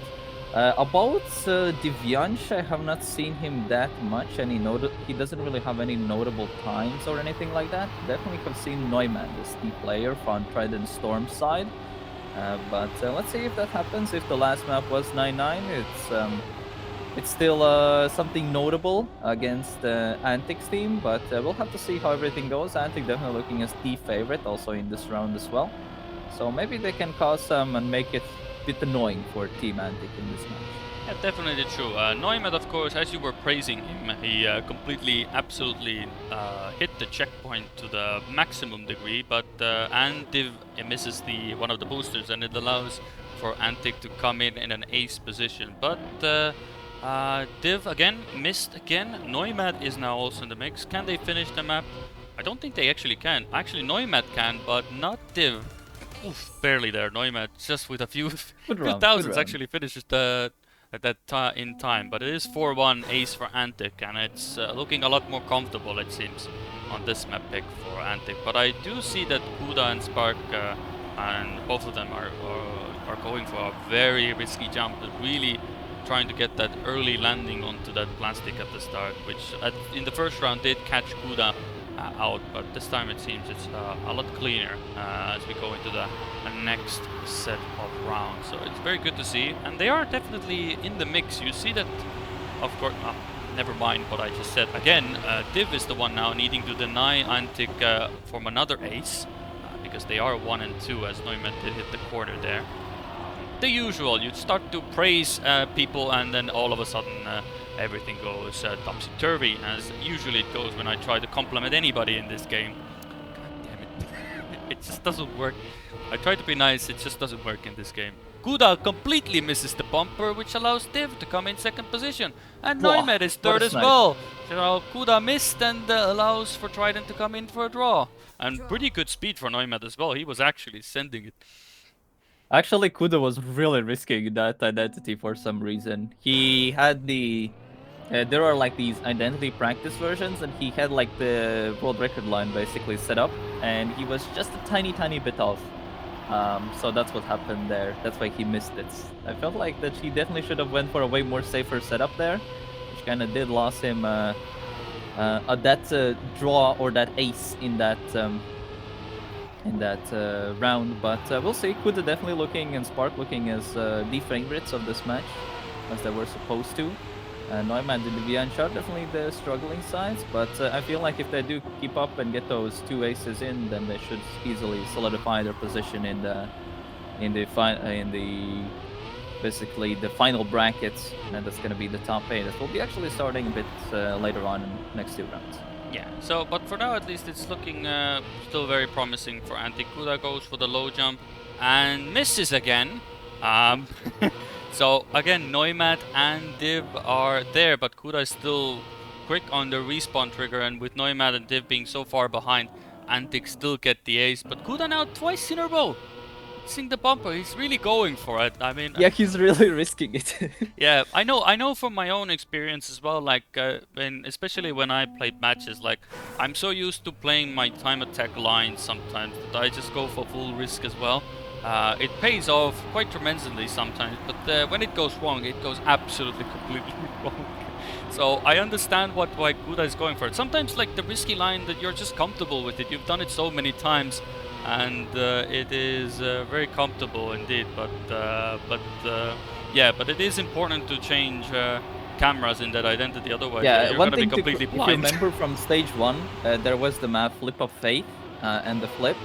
Kuda was doing the flip in camera 2 in that. And so it's kind of the same case here. Like cam 2 is definitely not the camera you really want to use for the bumpers, but from understood it's a bit tricky for him to change the cameras, or he has not been that used to it. So that's how, you know, sometimes gotta just adapt to some of the stuff. Again, going for that low jump. Oh, it gets it really well right now.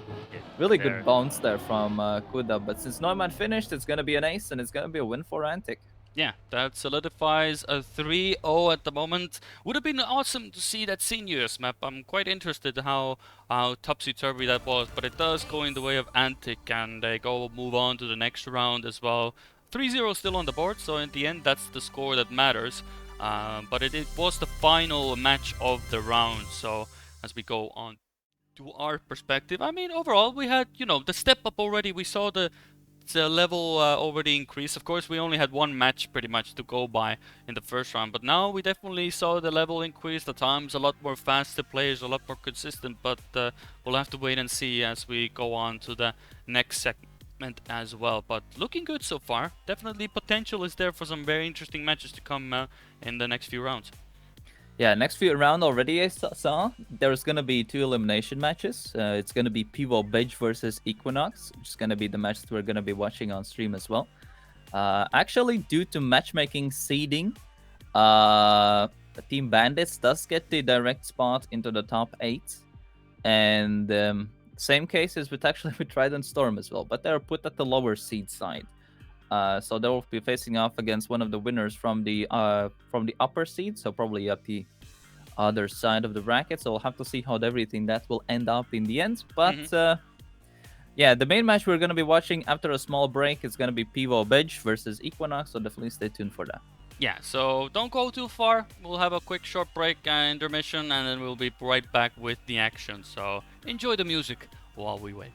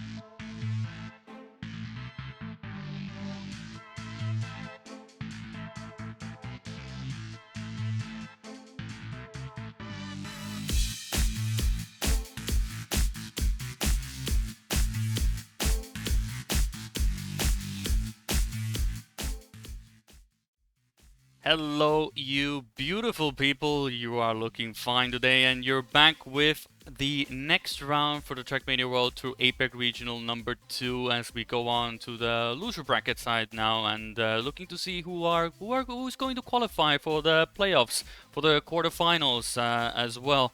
And from there we'll see how where we will go from there as well. So looking forward to who will be going there as well. As you already heard, it will be the match set up before us with Pivo and Equinox. Yeah. So Pivo Beige is the previous old Antic team, and Team Equinox was a team we already saw today, which is the team. This time it's not gonna be Team Blue. It's actually gonna be Team Equinox. Keep in mind if a team does want to take part, and so if they have a logo and everything like that to notify the admins, let's just say like that, and everything from that then should be set up so there should be no Team Blues in round ones for in the future then. Yeah, so if you don't forget to submit your logos, it looks fancier as well. But yeah, in this time it is gonna be, I can already see from the in-game, it is Equinox. So Team Blue has already disbanded. We have Team Equinox now. So one round Andes, they did their best, but the pick and bans, of course, is already underway, as you can already see on your screen. I'm looking forward to this as well. I don't know where this match will go, but I would assume that Gelva and Careless Cobra should be able to take this match, at least from my previous experience, knowing the teams and the players as well. I don't know, of course, how comfortable Equinox will be now against um, it's hard. Well, they are definitely not the same caliber, but as you said, in the previous match they went like the two lowest seeds. But I wouldn't really call Simply Nick and Noah as among the lowest teams as well. So we'll see how they fare up against Careless Cobra and Kelva. Regarding the seeding, one second, let me share you some details. So Team Equinox is seed number 8, and Pivo Beige is seed number 6. So these are the teams. They're still at the bottom end of in terms of seeding regarding the regional.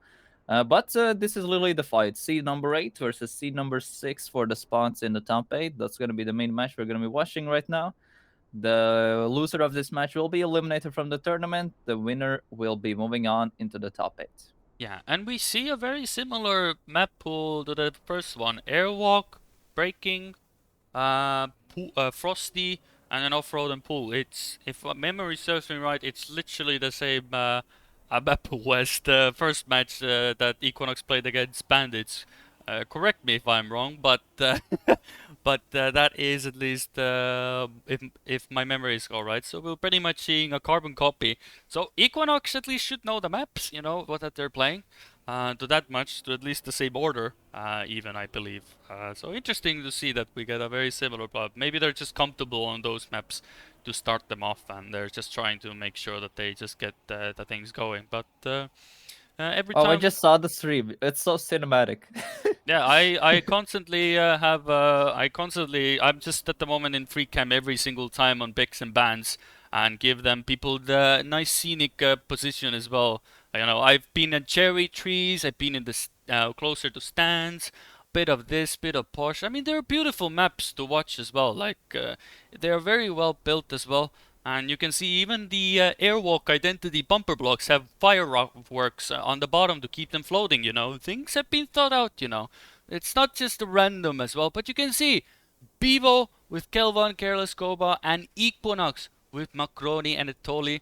And there it is. And that is the team as well. And we are on airwalk to start us off as well. And we will go on to the players this time, of course, because they are the centerpiece of the map. The map is of course built for them, but they are the ones driving it, of course. And Kelva having a bit of a teleportation for a moment, but you know that we will ignore that for now. But let's see how they go. I'm interested to see how Kelva and Careless Cobra do, and if Equinox can now maybe after. Okay, we won't be spectating Kelva. Everybody is having a bit of a moment teleporting about, but we're good now. I feel like looks decent. Ooh, it totally goes a bit wide, but I believe Macroni has also fallen a bit behind. So looking good for Pivo to start us off, to be honest. I mean, the players are playing on the EU's European servers, but True. since ping does not really matter in Trackmania, it's mainly the upload speed, which is important.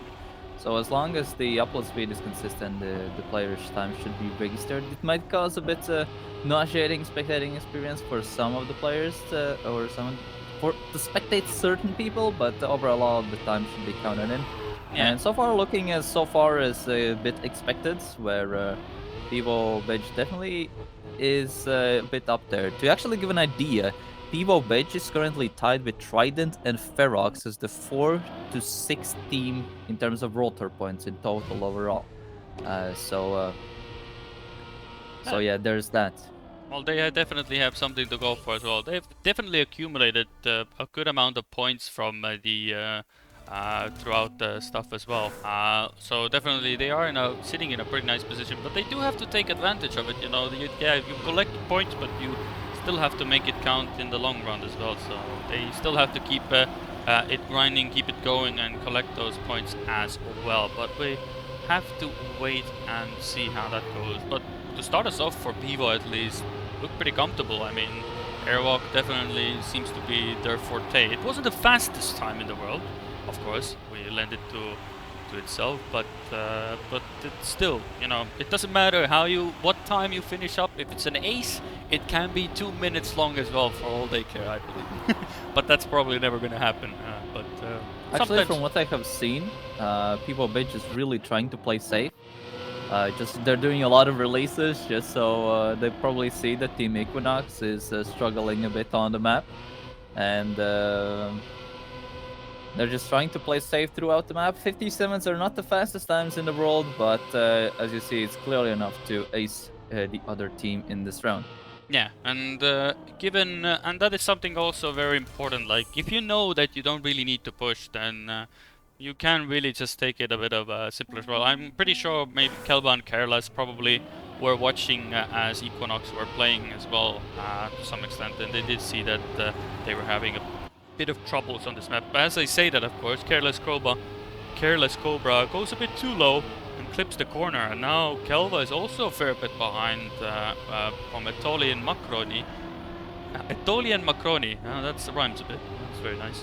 But they are, you know, second lead, so actually looking good for Equinox. You know, they're driving safe, but you know, you still have to not clip the start, which sometimes can be easier said than done, because you really want to land as early as possible, but you can just have one little wheel touch, and that will be already doom and gloom. But Kelva is really sending it, and catching up to Macroni will just quickly teleport him back into the map, and oh, there he is.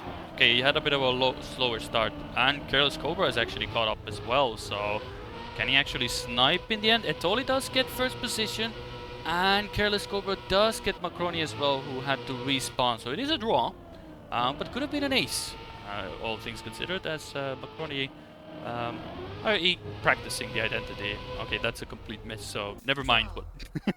But 7-1, the scoreline. I mean, yeah, Etoli definitely tried to use the best use case when both Kelva and Cobra crashed out in the round early on. So he definitely used the fact and just tried to get a clean round in, as Macaroni is struggling with the map itself.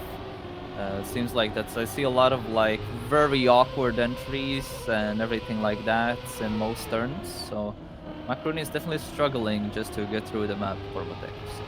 Yeah, and Pivo only needs an ace to close this out, and they've definitely looked very convincing in the current round. So everything considered, of course, they should be able to take this.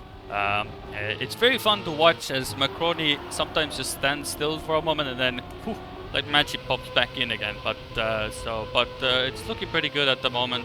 As we see that Pivo is up front, we can go on to Kelva here and see if the two teammates can get it done together. Careless Cobra somehow still doesn't make it. It looked almost that he was gonna make it, but he didn't. Though Macroni actually is second. Can Etoli actually overtake him? No. He can't. Unlucky. But you know, effort is where it's due. Careless Cobra almost made it. He had a bit of a very wonky landing there, and he did get the bounce, but not enough to get into the finish. But 9-2 is the scoreline, and 1 point needed for Pivo to close out the first track point. So looking pretty nice for them, at least for now. I mean, you gotta keep in mind, this is Pivo's pick as well, so maybe Equinox is not looking that good on this map, but there are some other maps where they are a bit better. Actually, on the other end, I can give a small update on the other match. Currently, DXA Singapore is leading against the No Train Duo, which is CTHN and Scorpids. No Train Duo does have the only Japanese player so far, but they have never made top 8 ever, but looks like DXA Singapore is really having a one-sided match on that match that's happening on the other end.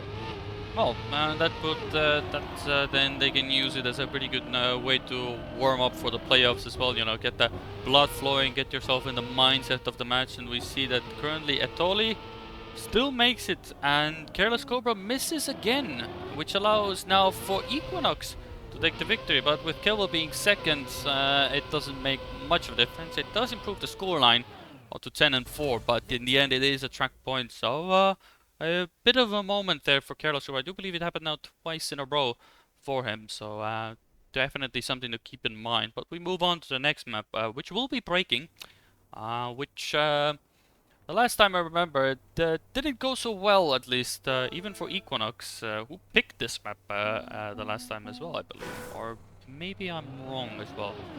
No, actually it wasn't. No, yes, actually it wasn't. It was the other way around. It's very hard to remember everything, especially when you have a lot of matches ongoing. So we'll just say it's pretty much the same map they had last time. So let's see if they can do any better. I mean, usually with these lower seeded teams in the pick and bans, they kind of just swing the maps a bit. At least the top teams a bit think through what they are picking and banning the most. Because you kind of wanna, create a bit more positive field you play in before even the match starts. Which is kind of one of the things that pick and ban is used for. So maybe there's some maps only the team is good at, like 3 maps, but if you have a very positive pick and ban, that can really lead your way. But originally this was one of the big issues in APAC overall, when they were facing up against the in the TMSL promo relegation events during stage 1. Where they were very surprised that, oh, people actually think through their bans, kind of thing.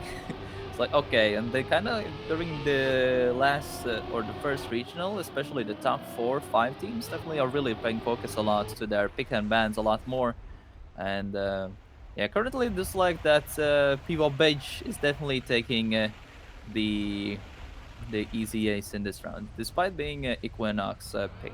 Yeah, it looked pretty comfortable on there, and it totally did have a really rough ice section there, leading up to the dirt, and lost a lot of time there. So definitely something to go by, as we have, of course, a bit of way to dank for Macroni, but cannot click off of him, unfortunately, unless if he is the last person. So unless I go into another camera, but either way. It is Pivo Beige who starts us off, as Careless Cobra and Kelva both mess up the start. Kelva has to... Oh no. Does Kelva know? Can you actually make that? It's really... He can. Oh, with, he can actually with make the way it. how he got it, he can make it, yeah. Yeah, the way he got it, he does make it. So Careless Cobra very far behind. Actually looking promising for Equinox. I mean, they are in an ace position, but they still have to close it out, as Careless Cobra is definitely on the hunt and already has sights on Etoli as well up front. So looking very good. If they get the ice section right, this could be a round for Equinox to take it, but identity can be sometimes treacherous at the best. But Careless Cobra really crawling back in. He's not very far behind anymore. A bit too inside on that drift, so Equinox, Etoli does slide out a bit, so Careless Cobra in second position, but can he get it? I do believe it is a second position. Once things update, no, Macroni actually falls off and has to go for another respawn. Kelva hits the sideline as well, so Macroni, respawn, you're not gonna make it, you're not gonna make it. Oh no. Oh, can Kelva finish? No, he can't. So it is a victory for Pivo Beige, 5-1. Unlucky that they're... But it's good for Pivo, I guess. It would have been a victory for them. But it's a bit of a round to forget, I guess. Everybody had a bit of a moment in the previous one, but it's still possible for teams to get something going. But definitely we see that this map, at least for Pivo Beige, not the most consistent, but they are definitely getting the points still in, because Equinox, even if it is their map pick, consistency, Kelva is really struggling with the drift here. So it is a Tolly and Careless at the moment up front fighting for those top positions. And one thing to mention is that Pivo Beige, or the old Antic team, always had the thing where since like the massive step up, especially from New Zealand players, and with Restless and a bunch of the OC teams stepping up for stage 2, Pivo Beige definitely kind of jumped into this 6 to 9 position where they kind of really tried to just make the top 8 overall. And since especially today we don't have either Mujiki or DXA Turkey Hong Kong playing today, it's definitely opened up a room for them to potentially make the top 8 in this regional. And looks like they're really trying to use this unique situation to their advantage on top of that. Yeah, it's a good stuff to get things going, as Kelvo's approach absolutely sends him into the pillar, and Atoli also in the mud. That is definitely not gonna more make it. unfortunate setup. Yeah, that's not gonna make it. He has to go for a respawn again. So absolutely in the mud, and with that respawn, yeah, he's not gonna make it. So unlucky for Atoli. That checkpoint is very treacherous. That respawn is absolutely mudded, like literally mudded. He cannot make it. Yeah, so that's. But with the flying respawn, maybe. I don't think he even can make that. So unfortunately for Atoli, gets checkpointed in that case. So Careless Cobra is at the moment up in front as well. And Macroni is trying to deny it, as Careless Cobra does hit the side finish, has to respawn, and Kilva is very far behind, and Macroni can actually use the situation to get some good points in. I'll switch to Careless Cobra, and there he is in the finish line. Careless Cobra to finish as well, so that's good for Pivo Beige, and Kelva, unless he makes a mistake here, should be able to finish and get a draw at least. Yeah, very safe. Just enough to get across the finish line. Yeah, as mentioned before, both these teams are from the lower ends of APAC, so these are some of the lower seeded teams that are currently trying to fight to make it into the bracket stage afterwards. So that's kind of the main focus point of this match right now.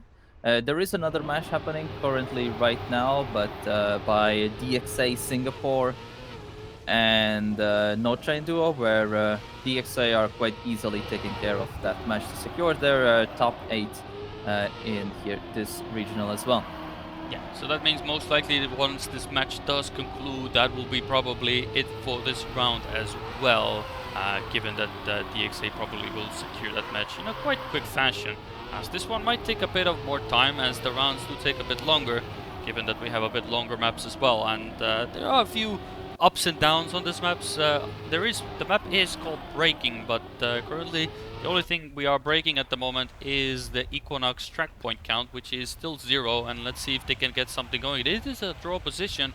Kelva, that is very ambitious what he went for. So it is a draw on the line, so we do extend the match, or this track at least, by one more round, and the score is in 9-4 as well. Very ambitious by Kelva, I will say that much. He really went with a bit too much speed there, but you know, props for the effort. You know, sometimes you gotta send it, but a bit too much. You definitely gotta let off the nitro there to make sure that he makes it next time. But people only need 1 point, and judging by the way that the rounds have been looking, I feel like this should be the final round for Pivo Beige to close out the track point on Equinox's pick as well.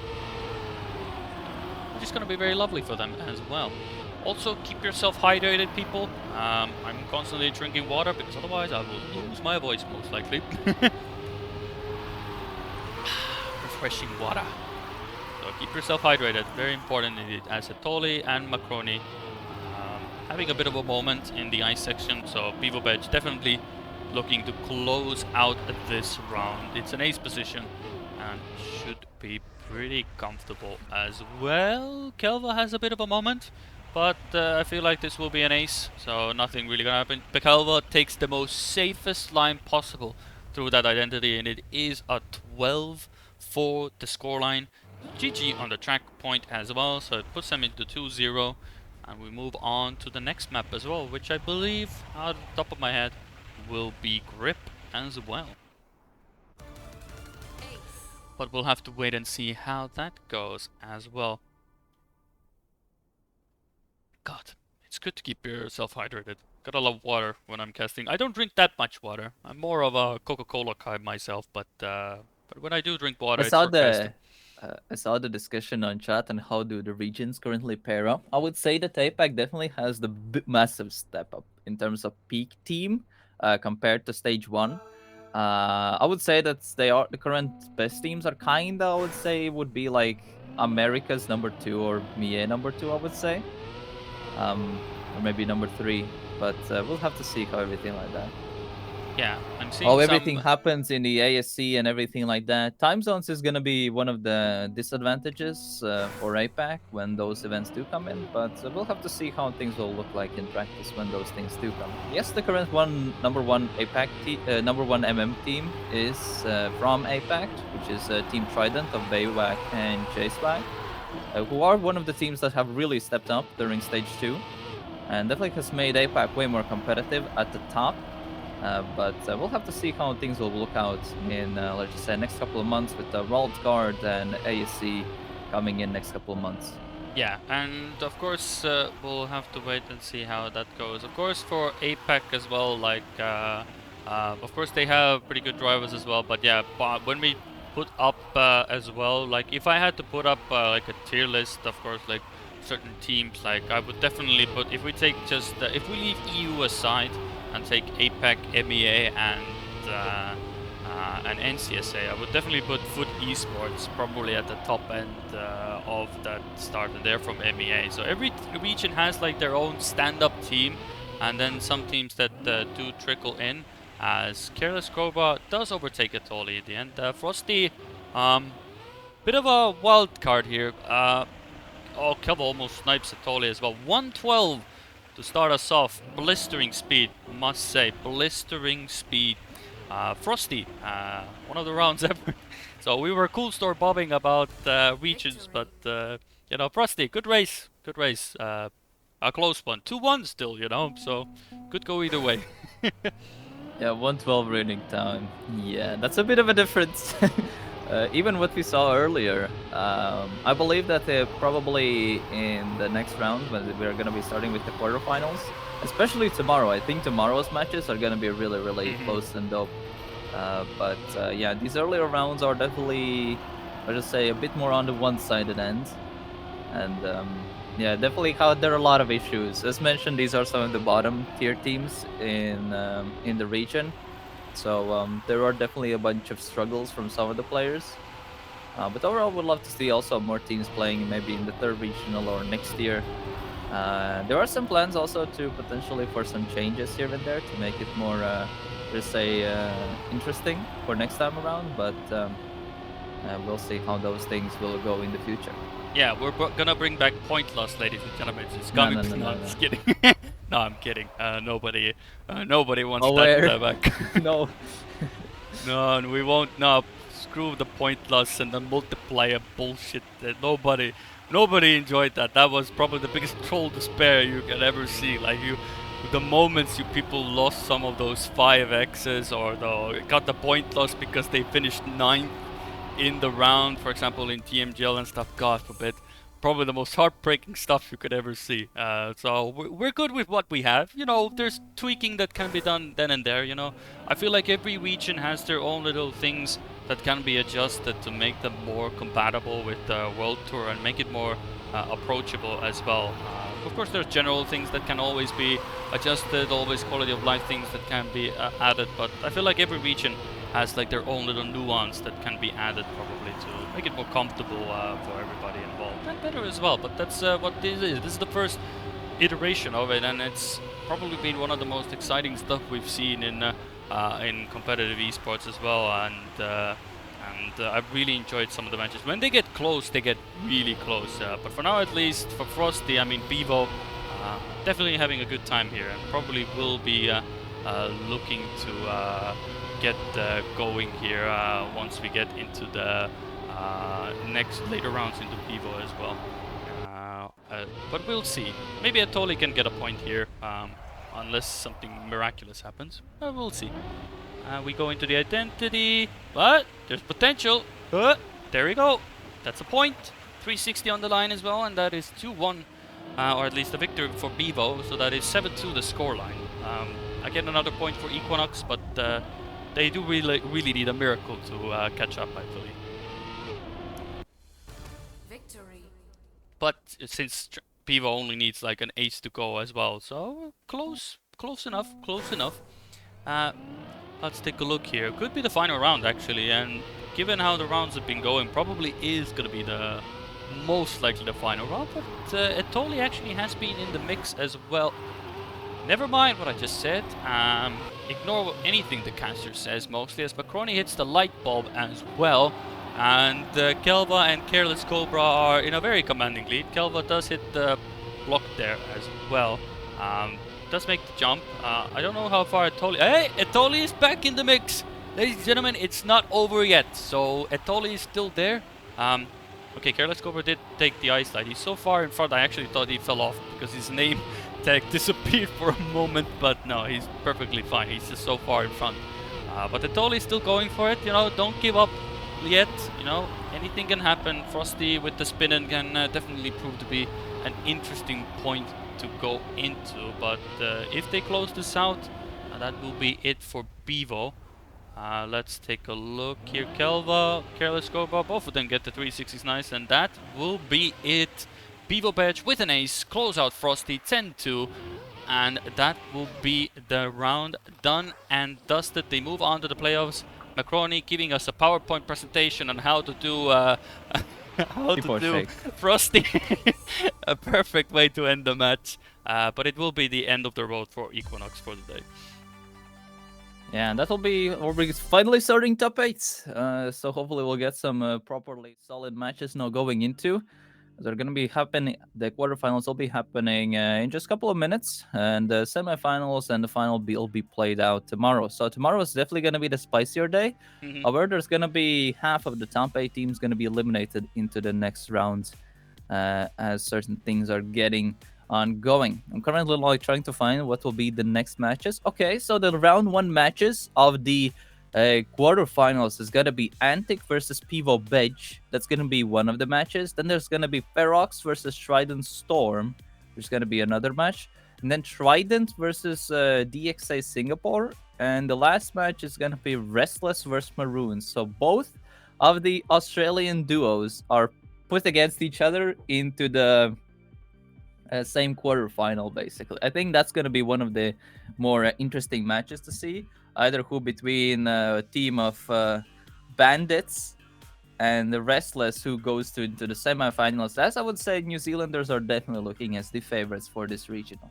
Yeah, so definitely a lot of good matches upcoming as well. It will be the quarterfinals, so there still could be some of the matches that could go very one-sided, of course, because there are some teams, especially one of the teams that we haven't even gotten to today yet is Trident, of course, with the J-Swag and Bivak, who might do a bit of a toss over for Spider and Starlight. Gonna be a tough task, but before we get into that, we're gonna still go on to a short break, and after that we will do the quarterfinals, which will be the final round for today, and then of course tomorrow we'll have the semifinals and the grand final. So don't go too far, one more round to go.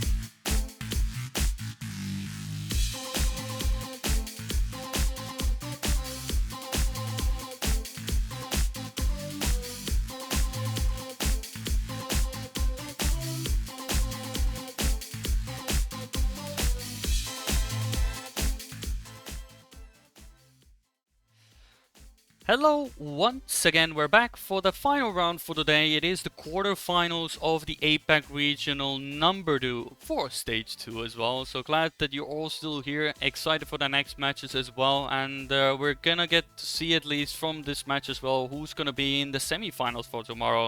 Of course, it's gonna be between Restless and the Bandits. So definitely a match for the ages as well as the Australians go against one another. So gonna be interesting. Yeah, the both Australian teams facing off against each other. Bandits entering Trackmania. One of the, I would say, one of tier 2 OCE orgs entering Trackmania. Very love to see that by picking up Simply Nick and Noah. We did saw them in the first round of the day. They did not look too shabby on some of the maps, but we'll have to see when they actually face off against a team that, let's just say, has been the top 2 team in the previous regional. So they definitely have a bit of a uphill to fight up against here. And the fact that they didn't lose or got the loss in the upper final, so they are counted as the lower seed in this one. And this is definitely gonna make this match a bit harder for them. But this still can go either way. Yeah. Some of the pace I saw from them in the round 1 was definitely kind of, there was a potential there. Yeah, they definitely have the pace. Both these teams have the pace. Whether they are able to now do it consistently against one another is a different question.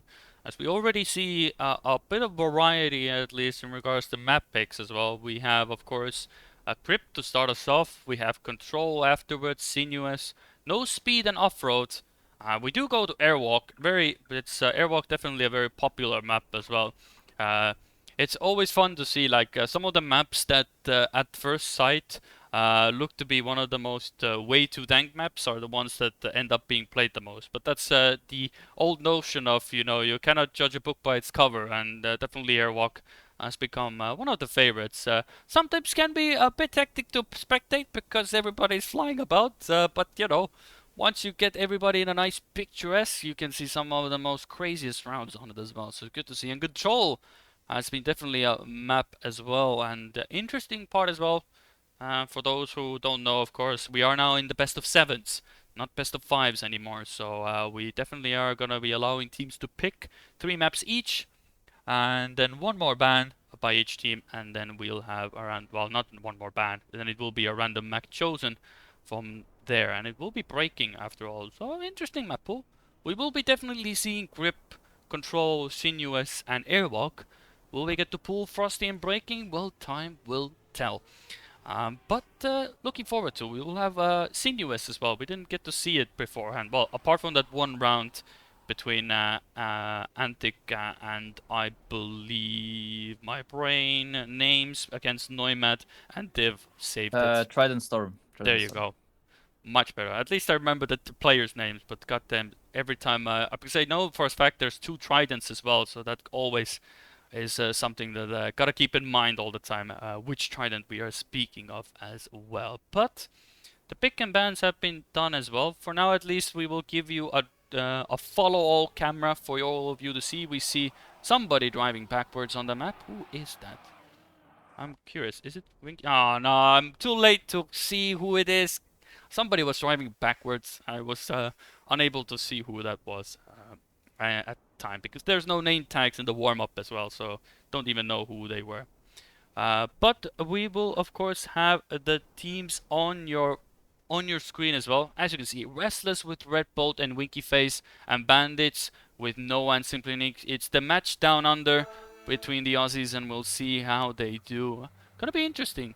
Like we said already beforehand, I'm looking forward to it. Since Noah was looking really good, Winky Face was looking really good. I will say it's very much up to how they two can get the match going, and how then Red Bolt and Simply Nick can follow along with the match. Yeah, this is where realistically the tournament properly starts. The previous was kind of the playing games and everything like that. This is where the real deal is starting. Most of the teams are quite solid at this part of the event, so yeah, this is gonna be a real challenge, especially for Bandits, who are, as mentioned before, they're fighting the uphill battle I do feel like it's mainly gonna be Noah versus Winky Face and Red Bolt versus Simply Nick as the main matchups in this match. But Simply Nick does get the transition incorrectly and does get the water bounce. If you actually take there's a small like incline change. If you do take it in a way so all your four wheels collision, then you get the full grip. As soon as one wheel does not touch the ground, like the pool ground, you do get the water bounce. So that's the reason why that does happen. It's not like a bug or something. It's genuinely the way how the block behaves, and so that's one thing you have to keep in mind when you go through that section right there. Yeah, and if you want to have even a more detailed explanation as well, there was even, I do believe on the Trackmania World Tour general channel, Mada actually gave a very detailed explanation, very straight and detailed explanation of that as well. But that is basically TLDR, so Simply Nick does touch the corner, doesn't get the checkpoint, has to go again. But yeah, but it is that once you go into water, it is important for all of your wheels to go into water. If one of them is out, it sort of thinks that you are outside the water and sort of whoop, plops you out once again. So yeah, if there would be an incline, it would cause the car to slide out in that situation. So if there was a bit of a sideways thing, then the car would slide out. The map pool is a good example of such behavior, basically. Yeah, that is a very good point as well, as Red Bolt almost goes around the edge, but we are seeing a similar round to as before. Noah is in the mix and trying to push Winky Face. If he gets a better exit here, he's actually gonna take it, and there he does. It is a draw on the board, and Noah giving Winky Face a run for his money. Definitely a great race, one of the better rounds we've seen on Grip today. Very good one. And came down to the wire. So Bandits still keeping themselves in, and Restless, well, they definitely cannot rest on their laurels. They definitely have to go at it. So definitely not an easy match for them as well, because Noah definitely is the man to beat for Bandits today. He definitely has the pace today to give them a tough time. Yeah, the main thing is Simply Nick definitely needs to be the person who steps up, get that consistency going. In the first match we saw that he can definitely do the pace of some of the players, but his consistency is main weak point. And he sometimes gets like very bizarre lines which cause the mistakes to pop up in the first place. I feel like a bit of unawareness of the block behavior as well is causing some of the issues right there, because the setup, what he used there, was very close on like having another let's just say pop out of the pool, as actually Red Bull had a very unfortunate mistake. It had a small touch on the NO, but this is then be a good position. Oh no, no, it did respawn, but Simply Nick is in leading position, but Red Bolt will still yoink that second slot, and it's not going to be an ace for Bandits, but instead of it's going to be a victory, and the score will be tied to 4-4. Yeah, but that's a round that you all need to take. I mean, that was definitely on the edge racing with Grip as well, literally. But that was a round that you would say like, that's our ace in the bag. So probably if no one knows, of course, then definitely maybe lingers a bit in their mind. That could have definitely taken up the point tally for them and put them in a very good position. But if anything is to look at, it is the fact that they are in a 4-4 scoreline, so all to play for. So definitely a good match to go for here, and we are already seeing the fact that the Aussies are really not giving each other much to breathe here. So very neck and neck, and again we see Noah and Winky Face up front, really pushing this track, and Noah gets an absolute excellent section here as Winky Face touches the corner, but on this identity it isn't the biggest slowdown, and with everything as it goes, it's a draw on the board, 53-4 the time. Simply Nick coming in, and it's another draw, 5-5. This could take a while to get through this map, as we are gonna go into round 5 with the score 5-5. Yeah, as mentioned before, Simply Nick is really the main person who kind of determines how these Bandits do play. Because Noah has been really playing really solid. It's just Simply Nick has a very low consistency rate so far. And that's really costing Bandits the potential round wins and maybe even aces here and there. Keep in mind that this is Restless pick, as Red Bull does fly out, gives amazing opportunity for Bandits right now, but Simply Nick as well has messed it up, so that's already like 20% of consistent round rate only for Simply Nick so far, which is a really low rate. That basically means only one clean round out of 5, which is definitely not a stats that you want to have, let's just say, in your profile. Yeah, but given what the situation is currently on the map, it's still good enough that Bandits could be taking a victory here, and Noah holds on to first position. 53.2, even faster than the previous round, and Simply Nick now, even with that mistake and going for the safe route, does get a victory. So Bandits actually taking the lead here, so 7-6 at the moment is a very good point now, and now even with everything in mind, that is gonna be good enough for Bandits, because if they can now ace, and Noah has been looking to be in a very good position to constantly take first position, so very good focus there. And Winky Face having a bit of struggle actually, so not maybe feeling the first map here to the best of their abilities, as maybe getting a bit of that tingly feeling, you know. You're slightly falling behind, you need to start pushing a bit more, maybe a mistake there, mistake here, and that starts to compound a bit, but it seems that whatever we just said, Restless are absolutely ignoring anything what we just said, and are now going for the ace of their own, which would put them in a very good position into the next round, and they are looking to do this very cleanly. It's not looking good for Bandits, because if this ace comes in, the next round will be the final round, and there it is. It's a 9-7 scoreline, and now it's an ace needed for Bandits to close out this track point. Yeah, the both mistakes from both Bandits players definitely cost or gave away that ace for Restless, as they had at least a clean round going. Not the fastest pace as we saw. I think Noah definitely had the peak pace in out of these 4 players here. But we'll have to see. Bandits definitely, this is basically the last round on this map.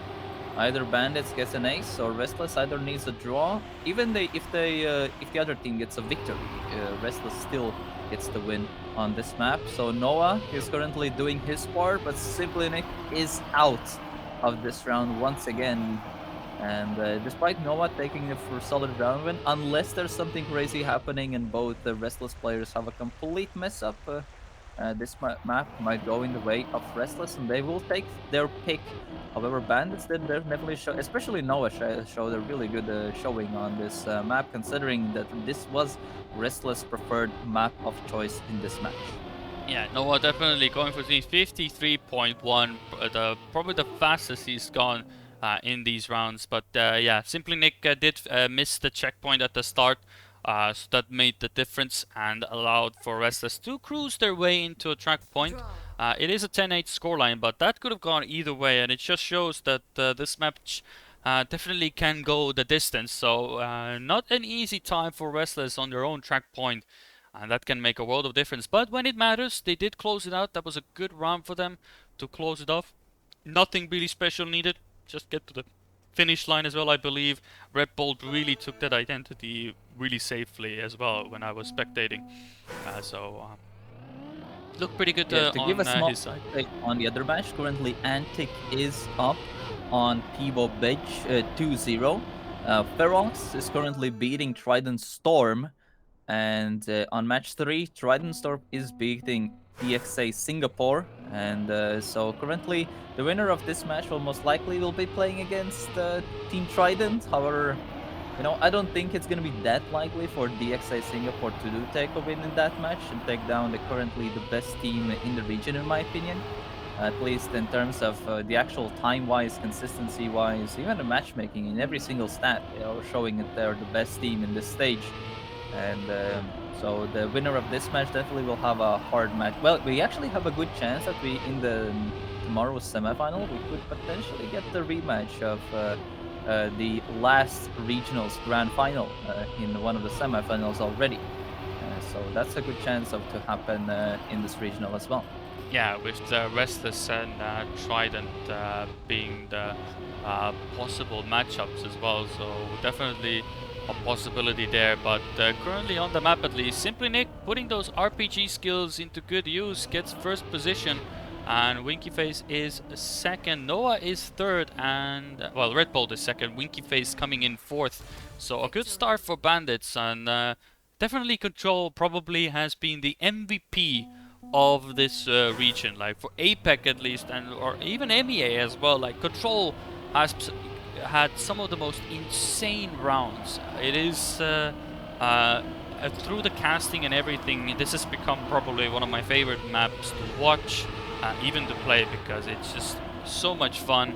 It's very interesting to watch as well, and it produced some of the most biggest highlights of the regions as well. So really looking forward to how this match pans out. And I will say, like, this is a map that I feel like fits Simply Nick a lot better as well, and especially from the first round looked very positive indeed. So never mind what I say, I praise, and immediately everybody combusts because Bandits are absolutely out of it. So yep, the usual, you know, Greedy complements the team and they have a complete combustion. You know, the usual formula in Trackmania World Tour, and Restless take an ace, and it is a 4-2 to go into the next round. A bit of a fortunate situation there for Bandits, as this is their pick, and they had a very strong showing on a Restless pick on the first map, but yeah, these are not kind of stuff you really want to lose, especially on your picks. But they still have a lot of room to move forwards, unless Restless does get 2 aces in a row. So they still have a bunch of room to play with on this map. Yeah, it's still early beginnings. We've seen some interesting rounds before, interesting stuff on Control beforehand as well. So it can really easily turn around on a dime. And with currently Winky Face still in the lead, but everybody's still in the mix. And Simply Nick giving us the best perspective of everybody. Good POV at the moment, but everybody's getting through this section clean. But this bobsleigh jump, you really want to land, jump very low there, but it does give you the risk of hitting that bobsleigh part. But once you have the lineup, if you have the correct approach, Simply Nick does clip the corner there. If you have the good approach, you will most likely get it pretty consistently most of the time. But it is Noah to hold out onto the draw, but goes a bit too low and gives the ace away to Restless. And it is now going to be 7-2, so Noah with a bit of a... went for the risk, sort of had to go, because he really needed to secure first place. So going for the safe wouldn't have been even enough to secure that, so understandable why he went for it, but a bit too low. Yeah, actually I was looking at the peak times and personal bests from the players, and both Red Bolt and Winky are the players who are both capable of 58s. Out of the players in this match, Noah has the fastest time of 58.25, 8.5. Okay, to give an idea, there's only 3 thousandths of a difference of personal best between Red Bolt and Noah on this map. But Simply Nick definitely has the slowest time out of these 4 players. I'm actually trying to find it, pretty scrolling for a good while. Okay, so his personal best is a 59.4, while every rest of the players have a 58.8 as their personal best. Yeah.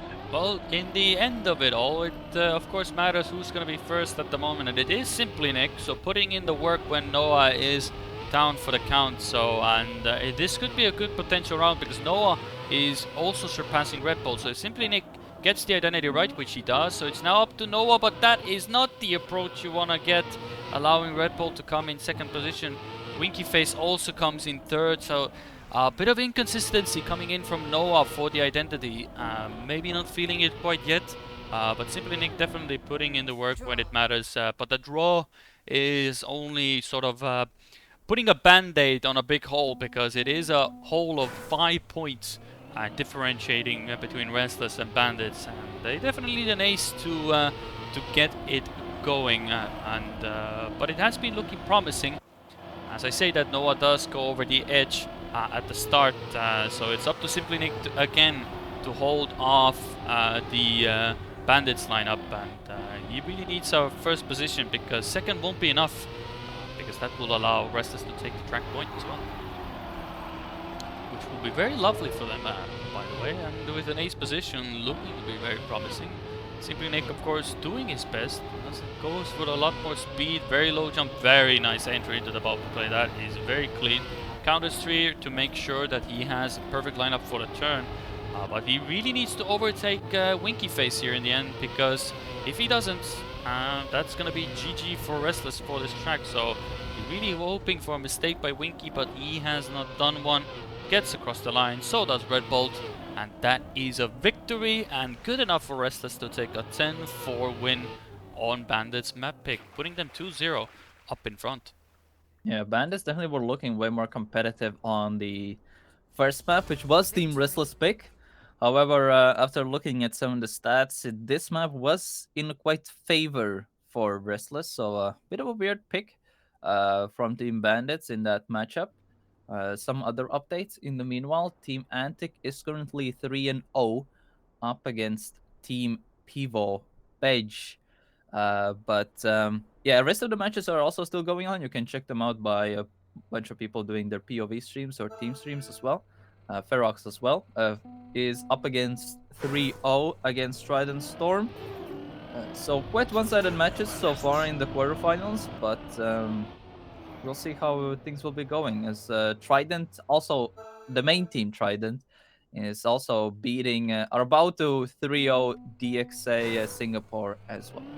Yeah, so it is something that, of course, with the quarterfinals, it is, of course, that the higher seed or the higher seed do go up against the lower sided as well. So it is still a given that a lot of these teams do have a considerable skill gap between them. So it's where tomorrow is where the matchups get extra spicy, because then we have the best of the best, and that's where it gets very interesting indeed. But first of all, we have to get there, and the Restless are off to a good start, of course, with 2-0 up front.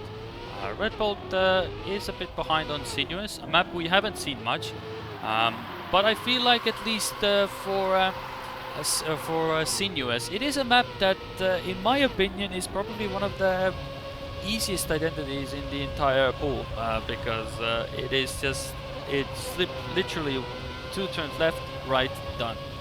One of the more easier identities, and there's not really a way to catch up unless somebody really messes up the approach to the identity and has or very really low speed. risks over it, like trying to reduce the distance, because on plastic, if the skin marks are overlapping in a specific way, it can also give a bit of speed as well.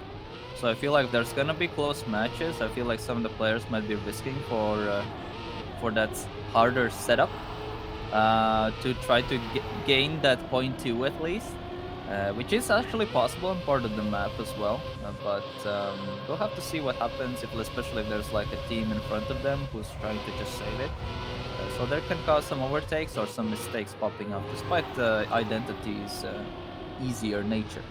Yeah, but it is a very short identity. Of course, the gain for that identity would be if it was a bit longer, but how short it is, that the extra time gain comes mostly down to who enters the identity better. If you have a bad entry, then it's the possibility to catch up. But if everybody gets the same line, sort of the same speed, then it really is a case in closed. And Bandits coming in with an ace and get into a very comfortable lead with 4-1 on the board. So very good round by them. Very looking promising. Simply Nick and Noah pulling now Restless down for the count on their own pick as well. So looking very good as well, and definitely not giving up yet. Of course, they would have loved to take one of the map picks from earlier, but you know, better late than never, and they can always pull PDS. You know, PDS were a master of being 0-2 down and then coming back, at least from in the last stage in TMGL. So you know, everything's possible, and especially on this map, like it's very easy to just get very complacent and just let your guard down for a moment, clip a corner, and all of a sudden you're last place. As Red Bolt gives us a good example of that. Noah has already overtaken him, and it's Winky versus Simply up in front. A very lovely name, Simply and Winky. Sounds like cartoon characters as well, like to some extent. Not to say anything bad about it, but it just sounds fun to say Winky and Simply. But Winky is in so far ahead that unless he has a combustion on the end, he gives away the position. I mean, it is one of the simpler identities, but if you really send it there or really go for the extra mile, you can get punished really easily. That's literally was the thing that I said. That was literally the thing what happened. He completely went for those really risky setup and clipped, and that was the reason what can punish you so much. Yes, you can gain point 2 if you do it really good over a very safe lineup, but if you mess up, then maybe you can get a lucky bounce in a finish or something like that, but it can fling you off the map as well. Yeah, and this is what happened there. But that is exactly what Bandits would love to see. They're now 4 points ahead. That is the biggest lead they have had so far. So definitely having a good position. Simply does go a bit too inside. Does lose a lot of speed. Red Bull did clip the corner, but was able to still carry that speed over there. So it's up to Noah to avoid now an ace for Restless. He has been really good. Goes for the better line here for more speed. So re-overtakes Red Bull. And given the lines at the moment, this time clean as it goes, and it is a victory for Restless, but now puts Bandits on a track point. And if Restless want this track point, they really need to get those aces going, because if they do, well, technically if they win, get a victory 3 rounds in a row, we will be going to overtime mathematically, but given the nature of the rounds, I feel like there are a few more aces to come for this. So which side it will be, of course, we'll have to wait and see. But looking so far pretty good. Red Bolt again having a bit of trouble at the start, allowing Simply and Noah to go up in front. And it is Winky Face to deny some points for Bandits, because if he makes a mistake right now, it allows then Bandits to get into an ace position.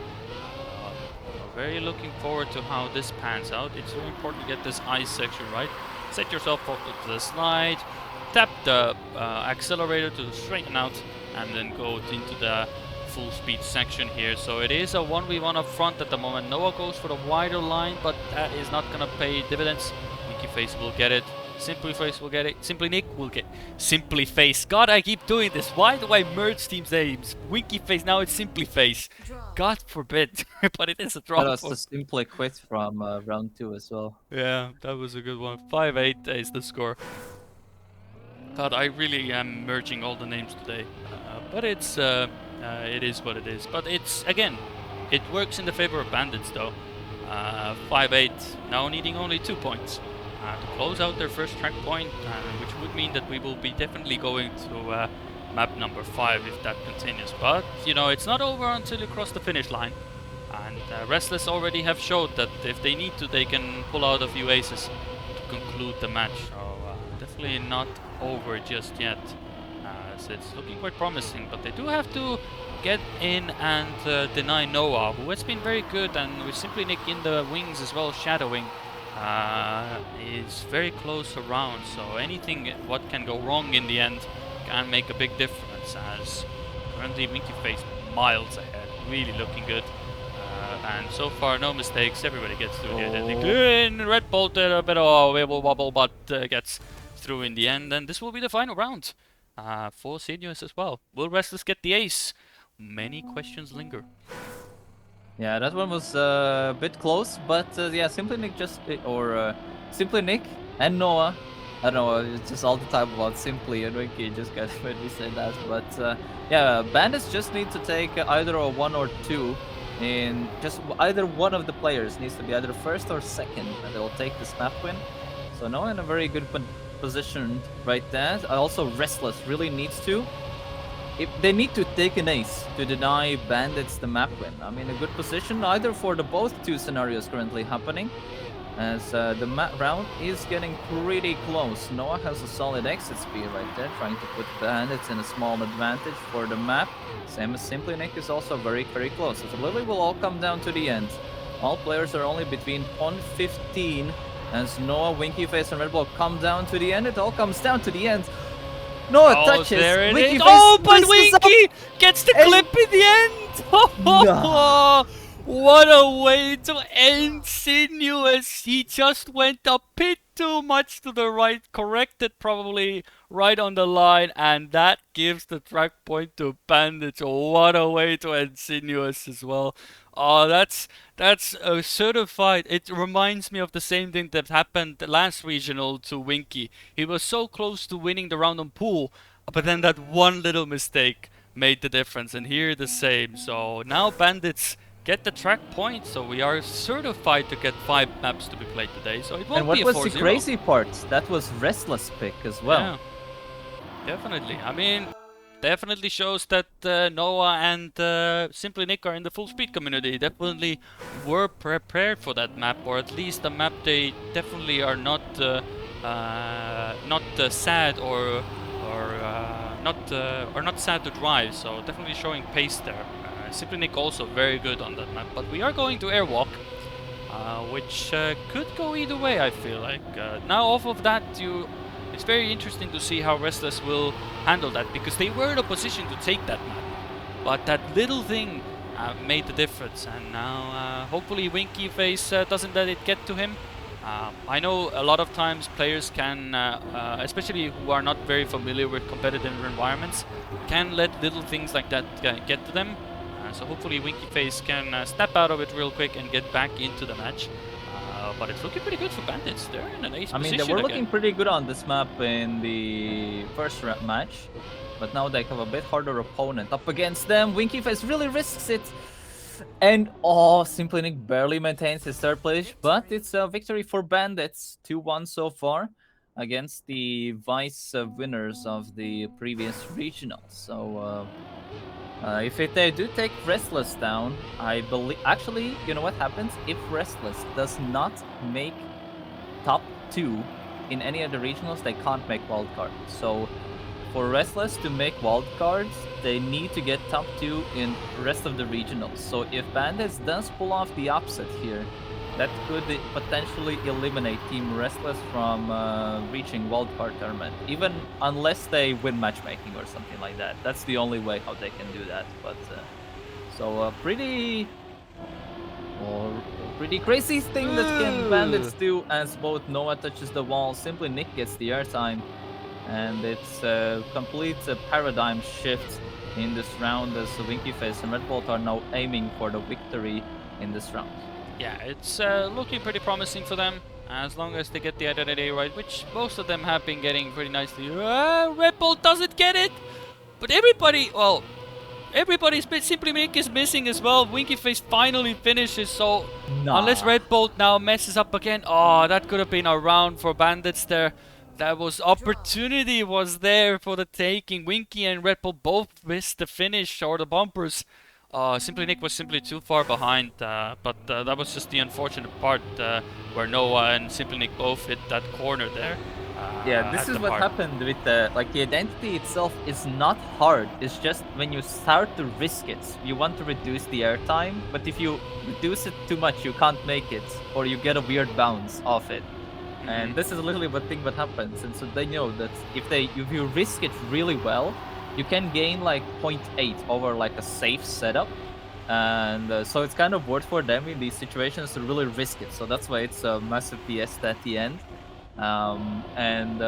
They're a bit unfortunate situation for Red Bull, where he actually clipped with the wheel on the collision points of the block as well, which kind of caused that bit of a low jump there. As right now, Winky Face is leading the field.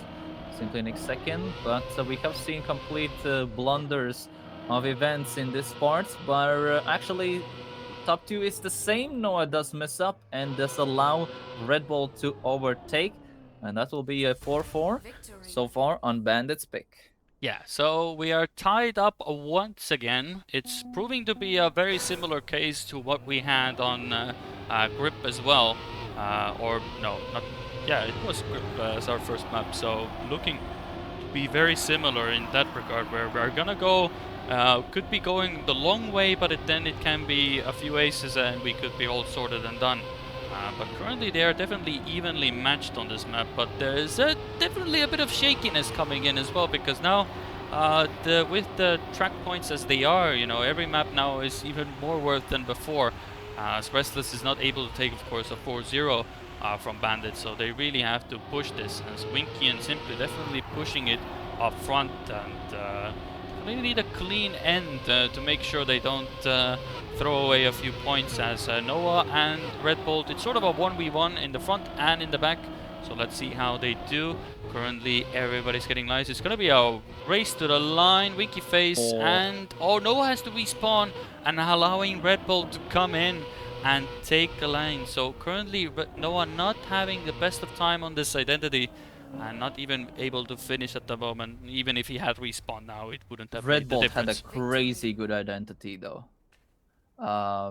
I was kind of keeping an eye on what is he doing, and Red Bull had a really, really good identity. I'm not too sure if the stream did catch it, but yeah, that small mistake from Noah did really mess up. Actually, no, Red Bolt is the one who has a bit of the issues on most of the rounds I have noticed, and Simply Nick is actually a bit stepped up, which kind of allowed Bandits now to catch up to Restless in the Steam performance.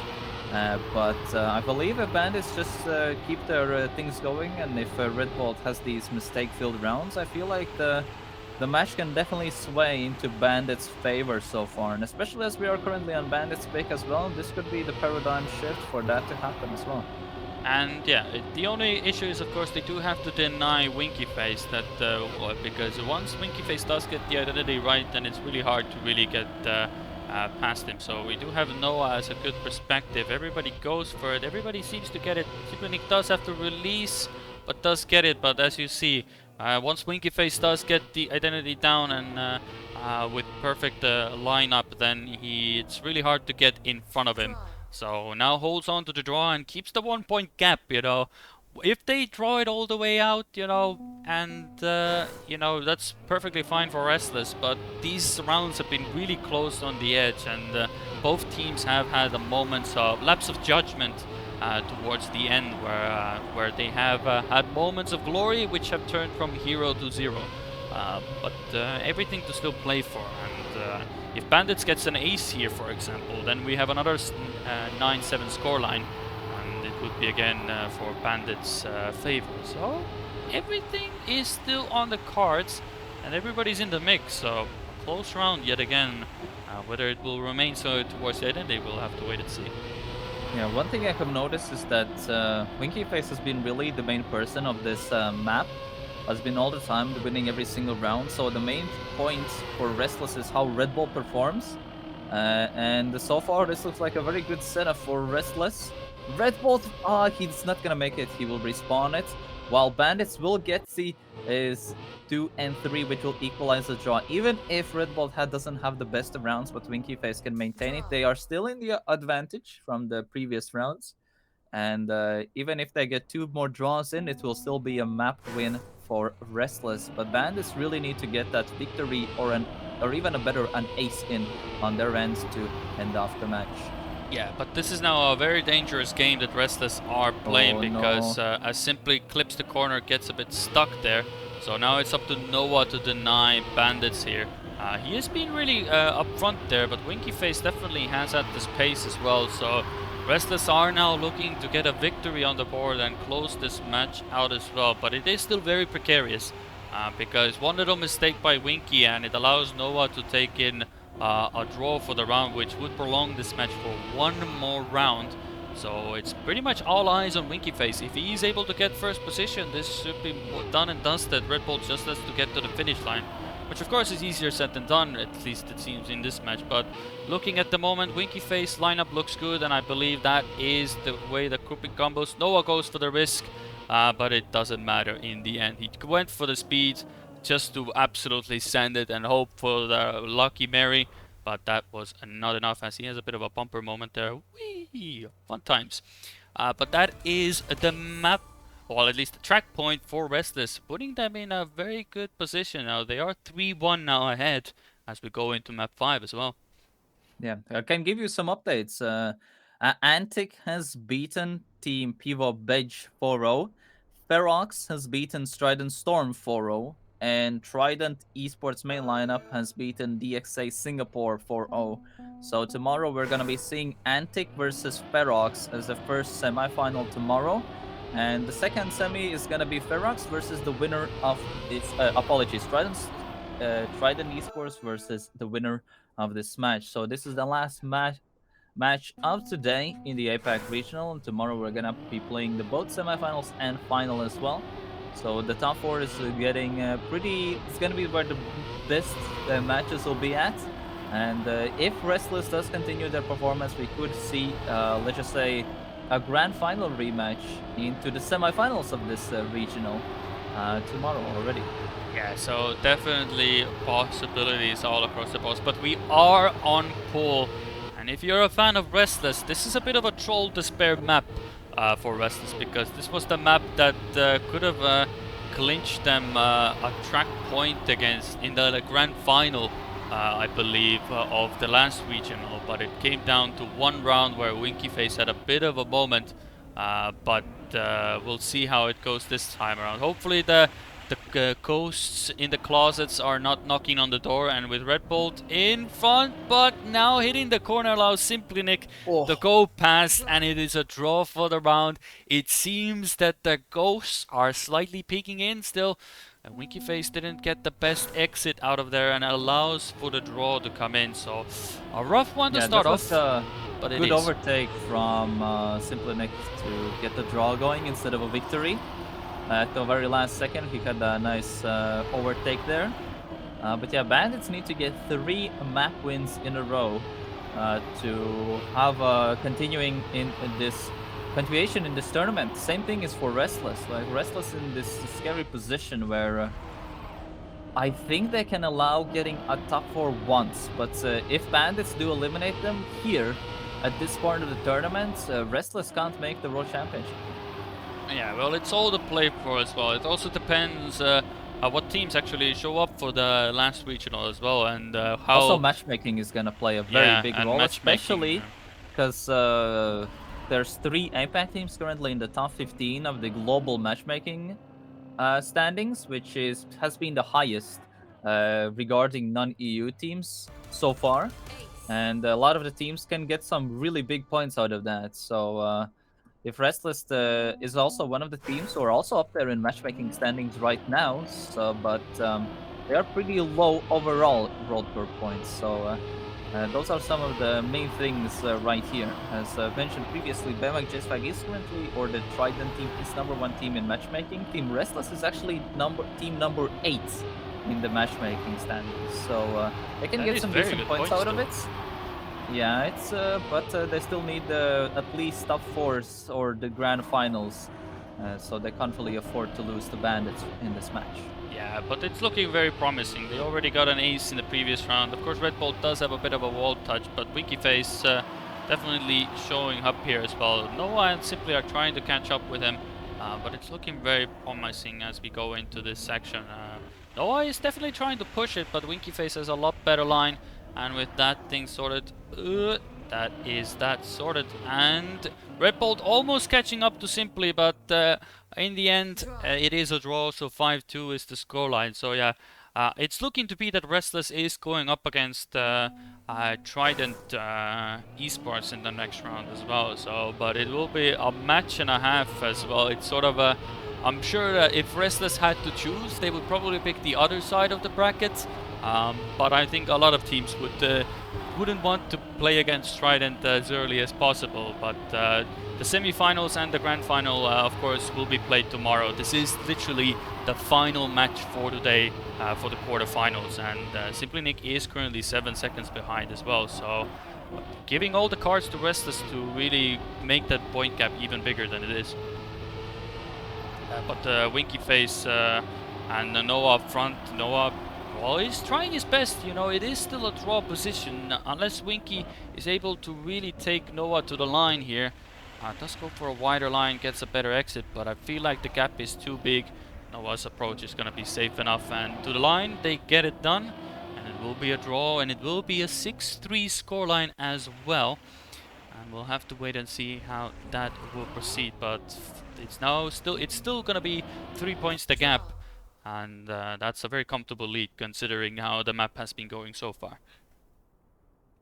I have been looking at some of the World Tour points already, and there's a crazy situation forming where if both New Zealand teams, Trident and Ferox, reach to the finals, they will overtake the DXA Singapore, which is the number 3 team, already for the World Championship.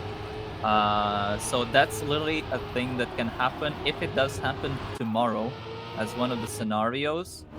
And I think the whole rotor point situation was happening in APAC is honestly so fun to follow, because there's like 8 teams in the running for the 4 slots, and literally just winning or losing one match can completely change the difference of the entire year.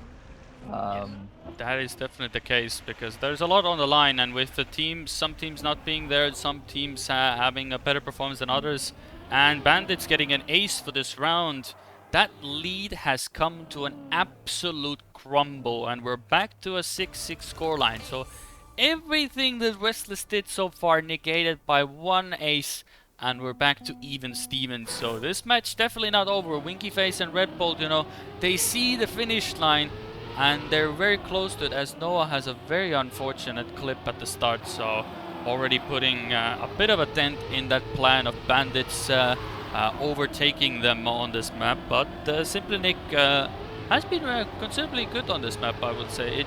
He has been there when people have been making mistakes, and definitely is there in the waiting as well. And but currently Winky Face and Red Bolt do have to push this, because they are in a prime position to really take advantage of Noah's mistake, because Noah has been the one up front, but Red Bull does get a bit of a clip, so it's pretty much Winky versus Simply up in front. So we'll see how this one pans out. Simply goes a bit too inside, able to still hold on, but allows Red Bull to get in front. And if everything stays as it is a return ace by Ristless. So all of that gap that was previously for them is now back again. So it's a 9-6 scoreline, and the only way Bandits now can win this match, or this track point, is that they need an ace this round. That's the only way they can get this done. Yeah, as soon as one mistake happens from Bandits, they're basically out of this one. Unless there's a mysterious mistake from both Restless players, as Simply Nick touches the inside, and I believe, unless something ridiculous happens, there's actually might be a massive penalty for Team Bandits for leaving the server, where there could be a potential, let's just say, suspension of the team considered. But we'll have to see what does happen, because this kind of breaks one of the points. But yeah, the very unprofessional situation there from Simply Nick. So we'll see what does happen with that. Well, it is what it is, yeah. Of course, normally you would give warnings, of course, as well. But yeah, it is something that you would definitely say that you should still stay on the server. It's just of sportsman like way to do it. Restless do get the ace and get the 12-6. And also, Noah has an Ayaya horn as well. Yeah, so. But, it is what it is. Sometimes it can be frustrating as well. I've been there as well, if it doesn't work out for you. But yeah, you still gotta end it as well. After the match, you can get your frustrations out. But that is it for today. That was the final rest. Restless go into the next section as well, and sets us up for a very interesting semi-finals match as well. So definitely something to look forward to as well. We have some really good matchups for tomorrow, of course. So can I explain what has happened, basically? Yeah. Since both Tridents and Ferox have reached the semifinals, they have overtaken Pivo Beige and have pushed them out of top 4. And both Trident and Ferox are currently now tied in terms of global points, that is. Are currently tied in 4th and 5th right now. If both Trident and Ferox win tomorrow, then they will overtake DXA Singapore then as well. And basically, if either one of those teams then do good in the 3rd regional or in MM, then they could overtake DXA TR Hong Kong lineup as well, and could potentially even push out that team of World Championship contention. So even both DXA teams are, let's say, despite being 2 and 3 right now, are in a very scary situation right now. Yes. Actually, and Team Restless, the fact that they even reached the semifinals, they're only still a team ranked 10 still. But just because that's how close the points are in basically in this region. Yeah, I mean the middle pack basically is pretty much a death zone of global points for them, because there's just one team gets one round higher and that can already flip them to the other side of the board basically in regards to global points as well. So that is something definitely to keep in mind. But it is something, of course, very important that it does set us up for tomorrow. As we said, of course, we have Antic, of course, going up against Verox Industries, and we have Trident, who are gonna go up with Restless.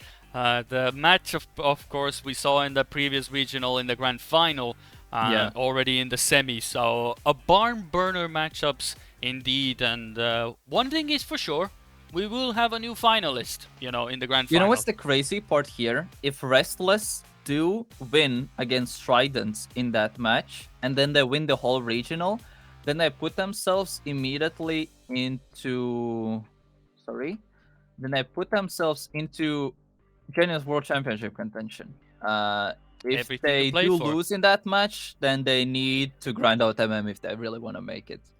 Or they can also win the next regional. That could be maybe help No, them that out is as well. even if they do top 2 in the next regional as well. Then So just win. they really Easy. need to Easy. work with a bit, yeah. Just win. How hard can it be? You just have to beat Trident along the way.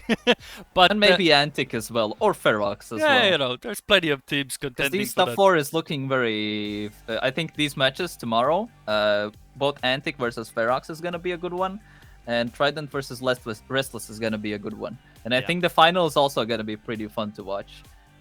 So it's going to be pretty fun ending to the second regional as well. And especially because the stakes are pretty high, and every single win that each team gets can really make or break their World Championship contention. So that's definitely going to be one of the more fun things to follow on in APAC, at least. Yeah, so plenty of storylines as well, plenty of ways where there's a lot of contention for those World Championship positions. And in the wild card that we're basically talking about, it's mostly these teams are contesting for the wild card position, and there's a tough tussle between them. But for today, that does conclude our matches and everything for today. Though that was indeed the final match. It could have gone a longer way, I would say, but given everything tomorrow, we have the semi-finals for you as well, and of course El Grande Finale to sign us off. So be tomorrow, same time as we did today, I believe so. And with that closes us for today. Hopefully you enjoyed it. Hopefully you will have a lot of fun today as well. Actually, we'll have EU soon as well. Yeah, and technically, yeah, EU is also in the chopping block as well. So basically, Trackmania for the weekend. That's your calendar for today. So don't even go further away from your computer. No touching grass this weekend. Just Trackmania. The only grass to be touched is in game. So have fun, everybody. Enjoy the rest of the day, and hopefully we'll have some banging matches to come for today. So don't go too far. Plenty of fun ahead for World Tour.